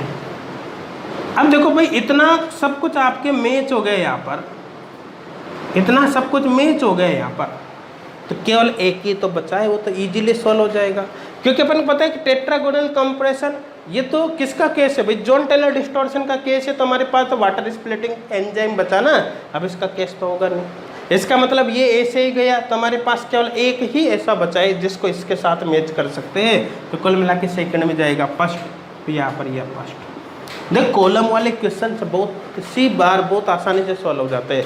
वाटर स्प्लिटिंग एंजाइम के बारे में आपको पता नहीं है तब भी ये क्वेश्चन इजीली सॉल्व हो जाएगा, ठीक है ना। इसलिए कॉलम वाले क्वेश्चंस पर थोड़ा सा आपको फोकस करना है, क्योंकि हो सकता है कि आपको जितने भी ऑप्शन यहाँ पर दे रखे हैं उनके बारे में पता नहीं हो, लेकिन जितनी इन्फॉर्मेशन आपको है उसी से हो सकता है वो क्वेश्चन सॉल्व हो जाए। इसलिए कॉलम वाले क्वेश्चंस को आपको अच्छी तरह से चेक करना है। अब देखो ये किस में दे रखा है, फर्स्ट सेकंड थर्ड फोर्थ के अंदर थर्ड फर्स्ट फोर्थ सेकंड आना चाहिए। तो देखो third first fourth second B option में दे रखा है, तो बी ऑप्शन यहाँ पर करेक्ट होगा, बी ऑप्शन यहाँ पर करेक्ट होगा। किसी को कोई डाउट है क्या भाई? नहीं, सबके समझ में आ रहा है? क्वेश्चन नंबर 7 क्लियर है। अब देखते हैं क्वेश्चन नंबर 8। क्वेश्चन नंबर 8 यहाँ पर देखते हैं। देख क्वेश्चन नंबर 8 क्या है, MnO4 minus is deep purple in colour where is ReO4 minus is colourless, this is due to the greater energy required for. देखो ध्यान देना, MnO4 माइनस और ReO4 माइनस इसकी बात करें, ठीक है ना। और देखो ध्यान देना, एक इसके लिए डीप पर्पल और दूसरे के लिए कलरलेस बता रखा है, ये कलरलेस और इसके लिए बता रखा है डीप पर्पल कलर, ये आपको बता रखा है। अब देखो समझने की कोशिश करना इसमें, एक यहाँ पर देखो +7 ऑक्सीडेशन स्टेट है, यहाँ पर +7 ऑक्सीडेशन स्टेट है, दोनों ही सेम फैमिली के हैं। मतलब यहाँ पर हो गया ये 3D0 का केस, और इसकी बात करें तो MnTCRe, मतलब ये हो गया 3D 4D 5D, ये 5D0 का केस हो गया, 5D0 का केस हो गया, ठीक है। अब यहाँ पर एक बात तो आप समझना, डी इलेक्ट्रॉन इसमें भी नहीं है, D0 का केस है, डी इलेक्ट्रॉन है क्या? नहीं है ना, तो डी इलेक्ट्रॉन इसमें भी प्रेजेंट नहीं है, डी इलेक्ट्रॉन भाई इसमें भी प्रेजेंट नहीं है, डी इलेक्ट्रॉन तो दोनों में ही प्रेजेंट नहीं है ना। जब डी इलेक्ट्रॉन दोनों के अंदर ही प्रेजेंट नहीं है तो इसका सीधा सीधा मतलब क्या हुआ, ठीक है ना, ये डी ट्रांजिशन के तो केस नहीं हो सकते, ये डी ट्रांजिशन के तो केस नहीं हो सकते। तो देखो ए ऑप्शन देखो आप, ए ऑप्शन क्या दे रखा है, D transitions in Re compound compare to the Mn compound. A option ऐसे ही गया भाई, डी ट्रांजिशन तो हो ही नहीं सकता। बी ऑप्शन देखो आप, बी ऑप्शन क्या दे रखा है, D transition in the Mn compound compare to the Re compound. देखो बी भी नहीं हो सकता क्योंकि डी ट्रांजिशन का केस हो ही नहीं सकता, डी इलेक्ट्रॉन यहाँ पर है ही नहीं। अब देखो नेक्स्ट दे रखा है सी ऑप्शन आपको दे रखा है, देखो charge transfer from oxygen to rhenium compare to oxygen to rhenium. देखो सी दे रखा है charge transfer from oxygen to rhenium compare to oxygen to manganese, और डी में जस्ट अपोजिट दे रखा है charge transfer from oxygen to manganese compare to oxygen to rhenium. तो देखो ध्यान देना, आप समझना, जब सीटी स्पेक्ट्रा के अंदर चार्ज ट्रांसफर स्पेक्ट्रा के अंदर एक्चुअली अपन पढ़ते हैं कि अगर हम सीटी स्पेक्ट्रा की बात करें तो देखो इसके अंदर डी ऑर्बिटल खाली है, लिगेंड के पास एक्स्ट्रा इलेक्ट्रॉन पेयर प्रेजेंट है। ध्यान देना, लिगेंड ऑक्सीजन है O-2, लिगेंड के पास यदि एक्स्ट्रा इलेक्ट्रॉन पेयर प्रेजेंट हो और डी ऑर्बिटल्स वैकेंट आ रहे हो या उनमें जगह है, मतलब वो कंप्लीट भरे हुए नहीं है, तो इस कंडीशन में ligand to metal charge transfer spectra के चांस बढ़ते हैं। और ये दोनों ही कंपाउंड्स की अगर बात करें तो दोनों ही LMCT के केस है। यहाँ पर लिख रहा हूँ, देखो MnO4 minus and ReO4 minus, ये भी LMCT का केस है, ligand to metal charge transfer, ये भी LMCT का केस है। देखो चार्ज ट्रांसफर में एक तो MLCT एक LMCT, मेटल टू लिगेंड तो ये हो नहीं सकता। क्यों नहीं हो सकता भाई? मेटल टू लिगेंड इसलिए नहीं हो सकता क्योंकि मेटल के पास तो कोई इलेक्ट्रॉन है ही नहीं, तो ये तो गया। लेकिन लिगेंड ऑक्साइड है, O- तो एक्स्ट्रा इलेक्ट्रॉन पेयर प्रेजेंट है, तो कुल मिलाकर ये मेटल के अंदर इलेक्ट्रॉन दे सकता है, यहाँ पर मेटल में इलेक्ट्रॉन दे सकता है। तो +7 ऑक्सीडेशन स्टेट यहाँ पर यही सही, ये इसलिए ये कौन सा है, लिगेंड टू मेटल है, लिगेंड टू मेटल है, क्योंकि मेटल के पास वैकेंट डी ऑर्बिटल है 3D0, मतलब D0 का केस है। अब देखो अगर दोनों को अपन कंपेयर करें तो क्या होगा, देखो लिगेंड टू मेटल है तो ये तो क्या मेटल का केस, ये हो गया लिगेंड का केस, ये ट्रांजिशन है, यहाँ पर भी यही है, ये लिगेंड और ये मेटल, ये ट्रांजिशन। लेकिन एक बात ध्यान देना, आप समझना, देखो अगर मैं जेड इफेक्टिव की बात करूँ तो देखो ध्यान देना, सीरीज में अप टू डाउन जाने पर इफेक्टिव न्यूक्लियर चार्ज, मतलब अगर आप सीधे सीधे देख लो कि यार साइज की बात कर लो आप, तो साइज देखो ये 3D का केस, ये 5D का केस, साइज इसकी ज़्यादा है। इसका सीधा सीधा मतलब है कि यह छोटी साइज का है ना, छोटी साइज का है तो इसका मतलब जेड इफेक्टिव ज़्यादा रहेगा, जेड इफेक्टिव ज़्यादा होगा इफेक्टिव न्यूक्लियर चार्ज, तो यहाँ पर जो मेटल होगा वो लिगेंड के इलेक्ट्रॉन को इजीली अट्रैक्ट करेगा। जबकि यहाँ पर ये बड़ी साइज का है, बड़ी साइज का है तो कुल मिलाकर जेड इफेक्टिव यहाँ पर कम होगा, इफेक्टिव न्यूक्लियर चार्ज कम होगा, तो इसका जो मेटल होगा इन इलेक्ट्रॉन को कम अट्रैक्ट करेगा। यहाँ पर अट्रैक्शन आसानी से होगा, मतलब लिगेंड के इलेक्ट्रॉन को इजीली ले सकता है, जबकि यहाँ पर आसानी से नहीं ले सकता। इसका मतलब रिक्वायर्ड एनर्जी यहाँ पर कम होगी, रिक्वायर्ड एनर्जी यहाँ पर ज़्यादा होगी। तो अगर मैं डेल्टा ई को कंपेयर करूँ, यहाँ पर भी डेल्टा ई को कंपेयर करूँ तो डेल्टा ई यहाँ पर ज़्यादा होगा। समझ में आ रहा है ना। LMCT में या मैं कहता CT स्पेक्ट्रा के अंदर इस कॉन्सेप्ट को डिटेल में अपन पढ़ते हैं। किसको? इसको काफ़ी डिटेल में पढ़ते हैं कि कब रिक्वायर्ड एनर्जी कम होगी, कब ज़्यादा होगी। अभी मैं अगर बात करूँ तो यहाँ पर मैं आपको बता सकता हूँ कि लिगेंड तो दोनों ही केस में सेम है, तो ज़्यादा एनर्जी की आवश्यकता होगी या कम एनर्जी की आवश्यकता होगी, सीधा सीधा डिपेंड करेगा मेटल पर। इसके केस में Mn+7 है, इसके केस में Re+7 है, ठीक है ना। यहाँ पर तो हो गया Re+7, इसके केस में हो गया Mn+7, और दोनों को अगर कंपेयर करें तो इसका इफेक्टिव न्यूक्लियर चार्ज इसका कम होगा, इसका ज़्यादा होगा। इफेक्टिव न्यूक्लियर चार्ज ज़्यादा होगा तो कुल मिलाकर इजीली इसके इलेक्ट्रॉन को गेन कर सकता है ना, जबकि इजीली इसके इलेक्ट्रॉन को गेन नहीं कर सकता। समझ में आ रहा है नहीं आ रहा। तो जब ये इसके इलेक्ट्रॉन को इजीली गेन कर सकता है तो यहाँ पर जो रिक्वायर्ड एनर्जी ना वो कम हो जाएगी, क्योंकि आसानी से इलेक्ट्रॉन शिफ्ट हो रहा है, जबकि यहाँ पर रिक्वायर्ड एनर्जी कुल मिलाकर क्या होगी, ज़्यादा होगी। समझ में आ रहा है नहीं आ रहा। मेरे हिसाब से क्लियर हो गया होगा, किसी को कोई डाउट यहाँ पर नहीं होगा, सबके समझ में आ गया होगा। अब आप ऑप्शन देखो सी और डी को। देखो सी क्या दे रखा है, सी आपको दे रखा है यहाँ पर, देखो charge transfer from oxygen to rhenium compare to oxygen to manganese. देखो क्वेश्चन पढ़ना, MnO4 is deep purple colour, where is ReO4 minus is colourless, this is due to greater energy required for. Greater energy किसके लिए चाहिए, greater energy इसके लिए चाहिए oxygen to rhenium. यहाँ पर ये ट्रांजिशन कौन सा हुआ, O- टू Re। यहाँ पर जबकि कौन सा होगा, यहाँ पर होगा O- टू Mn+7 Mn, ये इसके लिए ज़्यादा एनर्जी चाहिए। तो सी ऑप्शन देखो, charge transfer from oxygen to rhenium compare to oxygen to magnesium.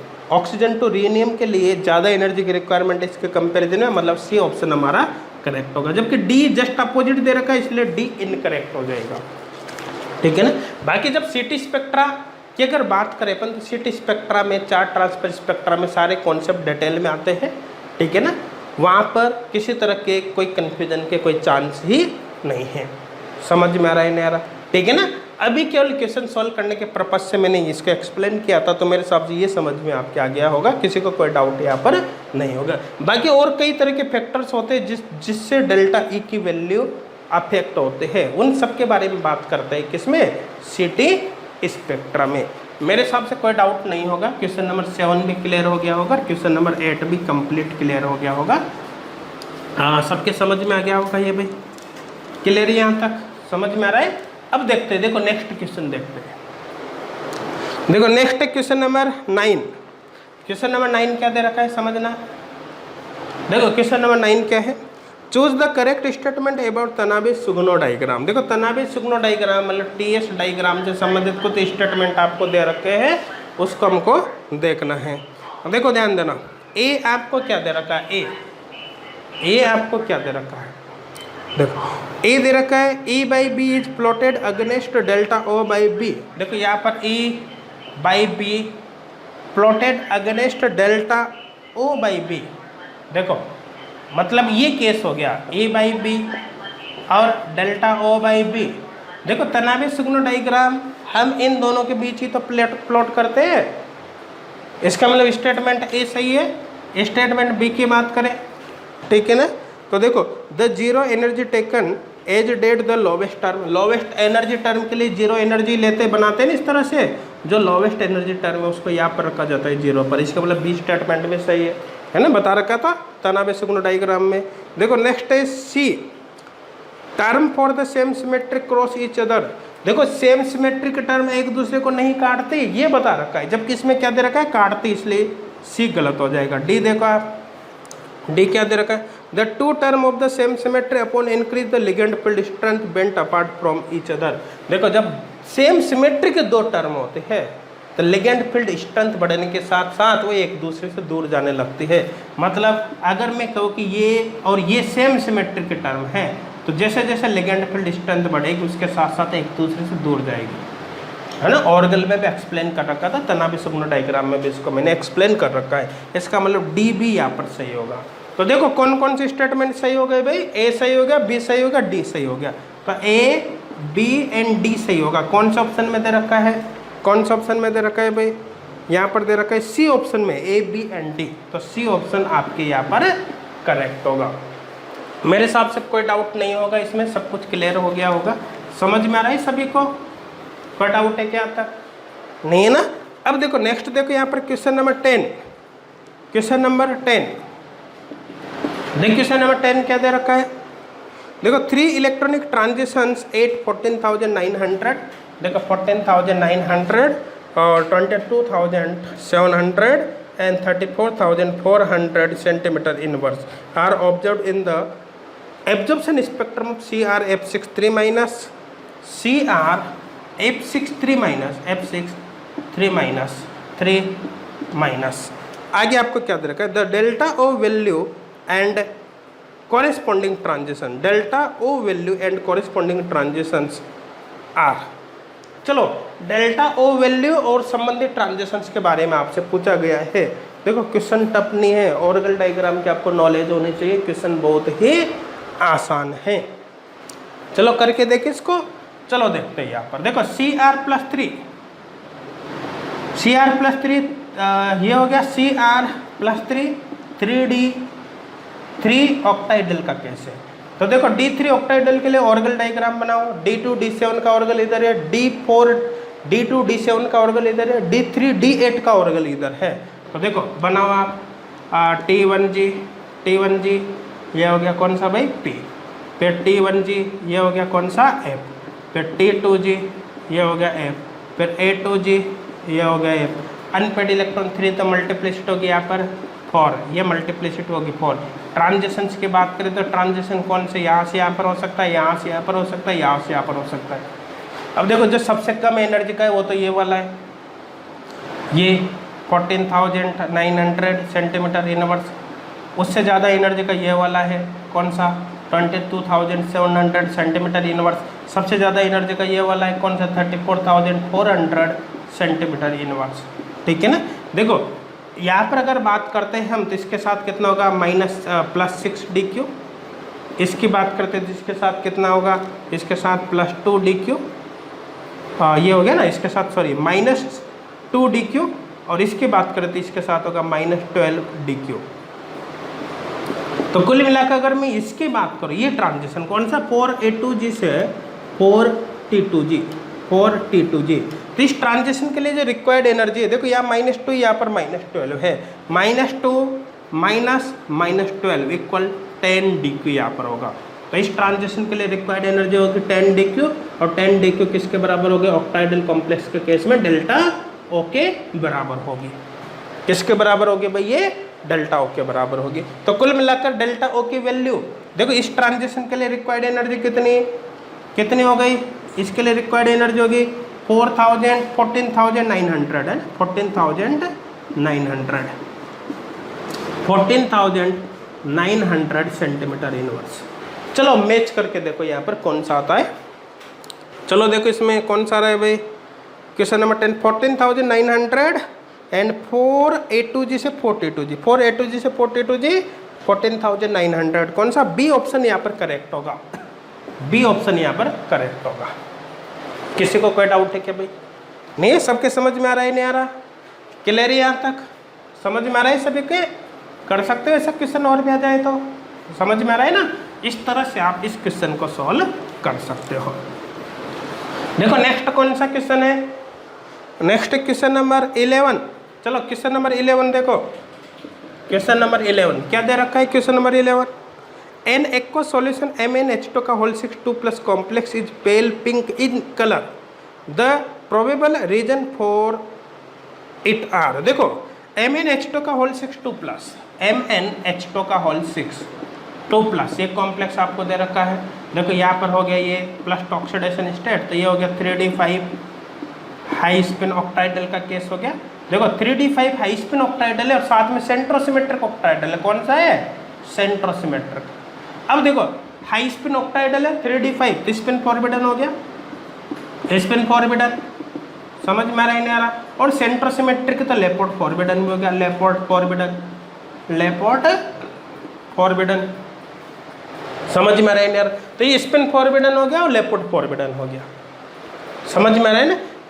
Spin forbidden transition की वजह से इसका जो कलर होता है वो काफ़ी हल्का हो जाता है, काफ़ी हल्के कलर का ये होता है। चलो ऑप्शन देखते हैं यहाँ पर। देखो ये आपको दे रखा है, अच्छा इसमें टर्म भी दे रखी है, चलो टर्म भी देख लेते हैं पहले इसके लिए। देखो D5 का केस है 1 2 3 4 5, तो 1 2 3 4 5 +2 +1 0 -1 -2, तो L की वैल्यू +2 से यहाँ तक जोड़ो तो 0 आ जाएगी, 0 पर कौन सा हो जाएगा भाई S। तो यहाँ पर देखो स्पिन मल्टीप्लिसिटी की बात करें तो 6 अनपेड इलेक्ट्रॉन 5 है ना, तो यहाँ पर हो जाएगा 2s + 1 = 6, तो कुल मिला के 6s टर्म होगी। और s की कोई स्प्लिटिंग नहीं होती, A1G से रिप्रेजेंट करते हैं, तो A1G मल्टीप्लिसिटी कितनी है? 6, तो 6 A1G यहाँ पर होगी टर्म। तो देखो ये हो गई ग्राउंड स्टेट, ग्राउंड स्टेट सबसे कम एनर्जी वाली टर्म। तो इसके लिए काफ़ी हल्का कलर होता है, रीजन है स्पिन फॉरबिडन, और ग्राउंड स्टेट कौन सा है? 6 A1G। चलो देखते हैं ए आपको क्या दे रखा है। ए आपको दे रखा है presence of 6 A1G ground state, सही है भाई, ये ग्राउंड स्टेट प्रेजेंट है। बी देखो, बी आपको दे रखा है, देखो disallowed transition by spin selection rule, spin selection rule के अकॉर्डिंग डिसअलाउड है, मतलब स्पिन फॉरबिडन है, ये भी सही है। सी आप देखो, सी क्या दे रखा है? सी दे रखा है presence of 2T2G ground state, 2T2G ground state है क्या? नहीं है, 6 A1G है, ये गलत हो गया। डी आप देखो, डी क्या दे रखा है? देखो डी आपको दे रखा है यहाँ पर चार्ज ट्रांसफर ट्रांजिशन, देखो चार्ज ट्रांसफर का केस थोड़ी है, ये तो डी का केस है। किसका केस है? डी ट्रांजिशन का केस है। देखो ये डी का केस है, D transition, spin forbidden D transition का केस है, इसका मतलब डी भी गलत हो गया। तो कौन सा सही होगा? A and B. A and B किस में दे रखे हैं? कौन सा ऑप्शन में दे रखे हैं? ए एंड बी कौन से में दे रखे हैं भाई? ए एंड बी दे रखे ए ऑप्शन में, तो यहाँ पर ए ऑप्शन आपके करेक्ट होगा। किसी को कोई डाउट है क्या? ए ऑप्शन यहाँ पर करेक्ट होगा, मेरे हिसाब से समझ में आ गया होगा, किसी को कोई डाउट यहाँ पर नहीं होगा। तो क्वेश्चन नंबर 11 क्लियर है भाई, क्लियर है सभी के? देखो नेक्स्ट देखो क्वेश्चन नंबर 12। क्वेश्चन नंबर 12 क्या दे रखा है? देखो इधर, for high spin and low spin D6 octahedral complex Ml6 the generally observed spin allowed transition respectively are. देखो D6 हाई स्पिन लो स्पिन की बात करा, देखो D6 में दो केस, D6 ऑक्टाइडल दो केस, एक तो हाई स्पिन एक लो स्पिन, ठीक है। देखो देन हाई स्पिन की अगर बात करें तो हाई स्पिन में तो इसका ऑर्गल बन जाएगा, ऑर्गल बात करेंगे तो यहाँ पर कौन, यहाँ पर अनपेड इलेक्ट्रॉन होंगे 4, तो यहाँ पर 5D बनेगा, 5D। और इसका ऑर्गल अगर बनाते हैं तो D1D6 का ऑर्गल इधर बनता है, तो अपन यहाँ पर बना सकते हैं 5D2G to 5EG, तो कुल मिलाकर एक ही DD ट्रांजिशन होगा, तो यहाँ पर हो गया DD ट्रांजिशन से इक्वल 1 हो गया, है ना। स्पिन अलाउड ट्रांजिशंस की बात कर रहे हैं यहाँ पर, स्पिन अलाउड, ठीक है, तो 1 हो जाएगा। बात करें लो स्पिन के, लो स्पिन की बात करेंगे तो इलेक्ट्रॉन 1 2 3 4 5 ऐसे भरोगे, 1 2 3 4 5 6। देखो ये +2 +1 0 +2 +2 +1 +1 0 0 जोड़ोगे तो यहाँ पर L = 6 आएगा। L = 6 पर I टर्म यहाँ पर होगी, L = 6 पर कौन सी टर्म यहाँ पर हो जाएगी? I टर्म यहाँ पर हो जाएगी, समझ में आ रहा है ना यार? अब देखो I टर्म यहाँ पर होगी तो देखो चलो L की वैल्यू काउंट करना, 0 1 2 3 4 5 6 यहाँ पर आ रहा है, SPDFGHI I यहाँ पर आएगा, ठीक है ना। तो कुल मिला के टर्म हो गया I। Spin multiplicity unpaired electron 0 है तो स्पिन मल्टीप्लिसिटी 1 होगी, तो कुल मिलाकर ये हो गया I1 का केस हो गया, I1 का केस हो गया। अब देखो अगर इसमें अपन देखना चाहिए तो ट्रांजिशन देख सकते हैं। देखो I की स्प्लिटिंग हमने ऑलरेडी बता रखी है आपको, किस तरह से स्प्लिटिंग इसकी होती है। किसी को कोई डाउट है क्या तक? नहीं है ना।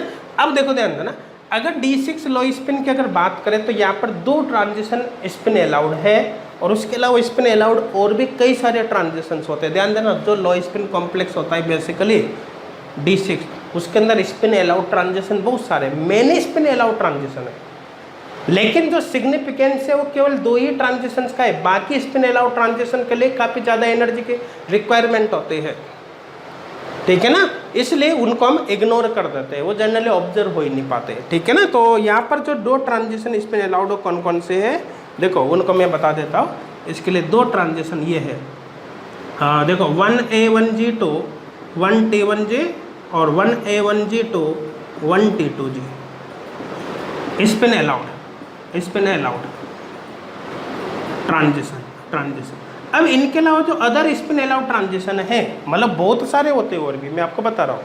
क्योंकि देखो आई टर्म की आप स्प्लिटिंग करोगे तो आई टर्म की स्प्लिटिंग करोगे, जैसे अपन ने डी एफ टर्म की करते हैं T1G T2G A2G, एफ से ही कितने बन गए T1G T2G A2G, तो आई से तो और भी बनेंगे ना।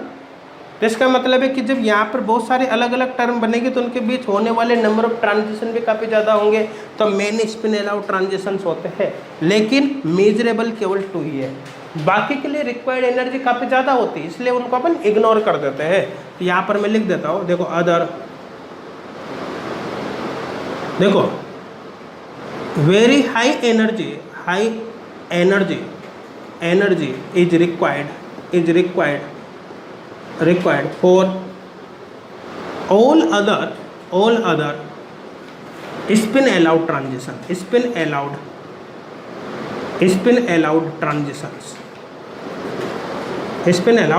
ट्रांजिशंस। बाकी अदर स्पिन अलाउड ट्रांजिशंस के लिए बहुत ज़्यादा एनर्जी की रिक्वायरमेंट होती है। सो दीज आर इग्नोर्ड, इसलिए इनको क्या कर देते हैं, इग्नोर कर देते हैं, छोड़ देते हैं। तो कुल मिलाकर अगर मेनी ऑप्शन में हो तो आप मेनी पर टिक कर सकते हो, लेकिन अगर मेनी ऑप्शन में नहीं है तो उस कंडीशन में आप किस पर टिक कर सकते हो, 2 ट्रांजिशन पर यहाँ पर टिक कर सकते हो। तो बेसिकली 2 ट्रांजिशन हो गए, लेकिन होते बहुत सारे। तो अकॉर्डिंग टू ऑप्शन यहाँ पर आंसर आप देख सकते हो। तो देखो यहाँ पर 1, यहाँ पर 2, इसमें कितना होगा 2 कैसे है ये, अदरवाइज होते बहुत सारे हैं। तो अकॉर्डिंग टू ऑप्शन आपको देखना है। तो यहाँ पर देखो 1 and 2 ऑप्शन में होना चाहिए, तो 1 and 2 फर्स्ट में नहीं, बी में 1 and 2 बी ऑप्शन में दे रखा है, तो बी आपका करेक्ट होगा। सी नहीं होगा, 0 and 1 दे रखा है, डी भी नहीं होगा, 2 and 2 दे रखा है। तो क्लियर हो गया होगा क्वेश्चन नंबर 12 हमने कैसे सॉल्व किया। किसी को कोई डाउट है क्या? नहीं है ना, सबके समझ में आ रहा है, नहीं आ रहा, ठीक है ना। ये लो स्पिन कॉम्प्लेक्स इसको ऑर्गल के द्वारा अपन एक्सप्लेन नहीं कर सकते, इसके लिए तनावे सुगुणों डायग्राम बनाना है। तो तनावे सुगुणों डायग्राम बनाते हैं तो वहाँ पर हम आई टर्म काम में ले सकते हैं, और आई टर्म की बात करें तो इसकी तो फर्दर स्प्लिटिंग बहुत सारी होगी ना। तो उस कंडीशन में नंबर ऑफ ट्रांजिशन भी काफ़ी ज़्यादा पता वो बनेंगे। तो कुल मिला के अपन को डायरेक्ट ही पता चल जाएगा कि इसके लिए नंबर ऑफ ट्रांजिशन बहुत ज़्यादा होंगे, लेकिन सिग्निफिकेंटली जो 2 ट्रांजिशन से ऑब्जर्व होते हैं, बाकी का कोई खास सिग्निफिकेंस नहीं है, उनके लिए रिक्वायर्ड एनर्जी काफ़ी ज़्यादा यहाँ पर होती है। क्वेश्चन नंबर 12 क्लियर है भाई। अब देखते हैं नेक्स्ट है क्वेश्चन नंबर 13। देख क्वेश्चन नंबर 13 क्या दे रखा है समझना। For high spin and low spin D6 octahedral complex, देखो क्वेश्चन नंबर 13 है ना। द कॉम्प्लेक्स MnH2 का whole 6 2 plus has very light pink colour, the best reason for it is. देखो MnH2 का होल 6 प्लस 2 किसका केस हो गया भाई, ये 3d5 हाई स्पिन ऑक्टाइडल का केस है, 3d5 हाई स्पिन ऑक्टाइडल का केस है। तो कुल और साथ में सेंट्रोसिमेट्रिक ऑक्टाइडल है, सेंट्रोसिमेट्रिक। देखो इसका लाइट कलर होने का रीजन क्या है, एक तो स्पिन फॉरबिडन हो गया, स्पिन फॉरबिडन, और दूसरा केस कौन सा हो गया, दूसरा हो गया सेंट्रोसिमेट्रिक ऑक्टाइडल है, मतलब ये लेपोर्ट फॉरबिडन भी होगा, लेपोर्ट फॉरबिडन। तो अकॉर्डिंग टू ऑप्शन देख लो, ज़्यादा सिग्निफिकेंस स्पिन फॉरबिडन का है, क्योंकि अपन को पता है स्पिन अलाउड ट्रांजिशन की इंटेंसिटी स्पिन फॉरबिडन के कंपैरिजन में 100 टाइम्स ज़्यादा होती है। ये मैंने लिखा रखा है आपको, ठीक है ना। तो चलो देखो इसमें क्या है भाई, ए ऑप्शन देखो, ए दे रखा है the complex does not have charge transfer. देखो चार्ज ट्रांसफ़र तो नहीं है, ये तो फिक्स है, किस कॉम्प्लेक्स के अंदर सिटी स्पेक्ट्रा का केस नहीं है, लेकिन ये आंसर नहीं हो सकता क्योंकि अपन से तो रीजन पूछा है कि वेरी लाइट पिंक कलर है, इसका कलर कौन सा है, वेरी लाइट पिंक कलर है। अब वेरी लाइट पिंक कलर इसका रीजन पूछा है, तो चार्ज ट्रांसफर नहीं होना इसका रीजन नहीं हो सकता। रीजन क्या है, क्योंकि सिटी स्पेक्ट्रा नहीं है तब भी डी ट्रांजिशन की वजह से भी तो कंपाउंड का कलर होता है, डी ट्रांजिशन की वजह से कंपाउंड का कलर होता ही नहीं होता है। तो यहाँ पर डी ट्रांजिशन तो नहीं है, सॉरी डी ट्रांजिशन है लेकिन वो स्पिन फॉरवर्डन है, इसलिए लाइट हुआ है, ठीक है ना। इसलिए हमारा आंसर ए यहाँ पर नहीं हो सकता, ए आंसर नहीं होगा। फिर बी देखो d transition here are orbital forbidden but spin allowed. देखो d transition orbital forbidden and spin allowed थोड़ी स्पिन फॉरवर्डन है, बी भी गलत हो जाएगा। सी देखो आप, सी क्या दे रखा है, D transition here are orbital allowed but spin forbidden. देखो स्पिन ऑर्बिटल अलाउड भी नहीं है, मतलब लेपोर्ट अलाउड को हम ऑर्बिटल अलाउड या ऑर्बिटल फॉरवर्डन बोल सकते हैं। तो डी भी गलत, यहाँ पर सी भी गलत हो जाएगा क्योंकि सी में दे रखा डी ट्रांजिशन आर लेपोर्ट अलाउड, मतलब ऑर्बिटल अलाउड का मतलब लेपोर्ट अलाउड नहीं, लेपोर्ट भी फॉरवर्डन है। डी देखो आप, डी ऑप्शन आपको दे रखा है D transition here both orbital forbidden and spin forbidden. Orbital forbidden का मतलब लेपोर्ट फॉरवर्डन, तो डी ट्रांजिशन स्पिन फॉरवर्डन है, लेपोर्ट फॉरवर्डन मतलब ऑर्बिटल फॉरवर्डन भी है, इसका मतलब डी ऑप्शन यहाँ पर करेक्ट होगा। किसी को कोई डाउट है क्या? नहीं, मेरे हिसाब से सबके समझ में आ गया होगा, किसी को यहाँ पर कोई डाउट अब नहीं होगा, समझ में आ रहा है सभी के। अब देखो नेक्स्ट देखो यहाँ पर कौन सा दे रखा है, क्वेश्चन नंबर 14। चलो क्वेश्चन नंबर 14 देखते हैं क्या दे रखा है, आपको समझना आप इसमें। देखो क्वेश्चन नंबर 14, चलो देखो सभी इधर। क्वेश्चन नंबर 14 क्या है, the light pink colour of COH2 का whole 6 2+ and deep blue colour of COCl4 - are due to. देखो ए COH2 का होल 6 2+ और नेक्स्ट दे रखा है COCl4 2-, ये दे रखा है, ठीक है ना। अब देखो ध्यान देना, समझना इसमें, आप समझने की कोशिश करना इसमें। देखो D7 ऑक्टाहेड्रल का केस है, D7 हाई स्पिन ऑक्टाहेड्रल, और इसकी बात करें तो D7 टेट्राहेड्रल का केस है। D7 ऑक्टाहेड्रल, D7 टेट्राहेड्रल का केस है। ये देखो वाटर लिगेंड है, ये भी डी ट्रांजिशन का केस है, डी ट्रांजिशन का केस है। इसके अंदर Cl- लिगेंड है, ये भी डी ट्रांजिशन का केस है, ठीक है ना। D7 पर दोनों ही डी ट्रांजिशन के केस है। देखो सिटी स्पेक्ट्रा के दोनों ही केस नहीं, जब सिटी स्पेक्ट्रा में पर डिटेल में बात करेंगे इसके बारे में कि कब सिटी स्पेक्ट्रा होता है कब नहीं होता, सिटी स्पेक्ट्रा कौन कौन से टाइप के होते हैं, ठीक है ना, आप कैसे पहचानोगे किस कॉम्प्लेक्स में किस टाइप का सिटी स्पेक्ट्रा है, सब कुछ काफ़ी डिटेल में बात करेंगे सिटी स्पेक्ट्रा में, ठीक है ना। अभी आपको इलेक्ट्रॉनिक कन्फिगरेशन से थोड़ा सा यहाँ पर आइडिया लग रहा होगा, ये दोनों ही एक्चुअली डी ट्रांजिशन के कैसे, हालांकि इसकी इंटेंसिटी ज़्यादा होगी क्योंकि ये टेट्राहेड्रल है, ये सेंट्रोसिमेट्रिक ऑक्टाहेड्रल है, क्योंकि अपन को पता है दोनों स्पिन अलाउड है, ये भी स्पिन अलाउड है, ये भी स्पिन अलाउड है, स्पिन अलाउड तो दोनों ही है। लेकिन अगर अपन बात करें लेपोर्ट सिलेक्शन रूल की तो ये लेपोर्ट फॉरवर्डन है, जबकि ये लेपोर्ट अलाउड है। Tetrahedral and non centrosymmetric octahedral Laporte allowed होते हैं, तो ये लेपोर्ट अलाउड है क्योंकि टेट्राहेड्रल है ना, इसलिए लेपोर्ट स्पिन फॉरवर्डन स्पिन अलाउड तो दोनों ही है, ये तो कॉमन हो गया। लेकिन ये लेपोर्ट फॉरवर्डन ये लेपोर्ट अलाउड है, इसलिए इसकी इंटेंसिटी इससे ज़्यादा होती है। इसलिए यहाँ पर आपको ऐसा देखने को मिल रहा है कि लाइट पिंक कलर इसका क्यों आया, क्योंकि लेपोर्ट फॉरवर्डन है। नेक्स्ट देखो डीप ब्लू कलर इसका क्यों आया, क्योंकि ये लेपोर्ट अलाउड है। अब मेरे हिसाब से समझ में आ गया होगा ऐसा क्यों हो रहा है। तो दोनों ही केस किसके हो गए भाई, दोनों ही केस हो गए डी ट्रांजिशन के। तो ऑप्शन कौन सा होगा, डी ऑप्शन करेक्ट होगा। बाकी ए बी सी ऑप्शन भी हम देख लेते हैं। देखो ए ऑप्शन दे रखा है MLCT ट्रांजिशन, तो ऐसे ही गलत हो जाएगा। बी LMCT दे रखा है, ये भी गलत हो जाएगा। सी दे रखा है डी ट्रांजिशन इन फर्स्ट के अंदर डी ट्रांजिशन, सेकंड में MLCT इन सेकंड, ये भी गलत हो जाएगा। डी ऑप्शन यहाँ पर करेक्ट होगा। तो मेरे हिसाब से सब कुछ क्लियर हो गया होगा। क्वेश्चन नंबर 1 to 14 तक अब किसी को किसी प्रकार का कोई डाउट नहीं होगा। सबके क्लियर है भाई? यहाँ तक क्लियर है? किसी को किसी प्रकार का कोई डाउट है क्या? नहीं समझ में आ रहा है? कर सकते हो ऐसे क्वेश्चन को सॉल्व? चलो करो इसको कंप्लीट नोट।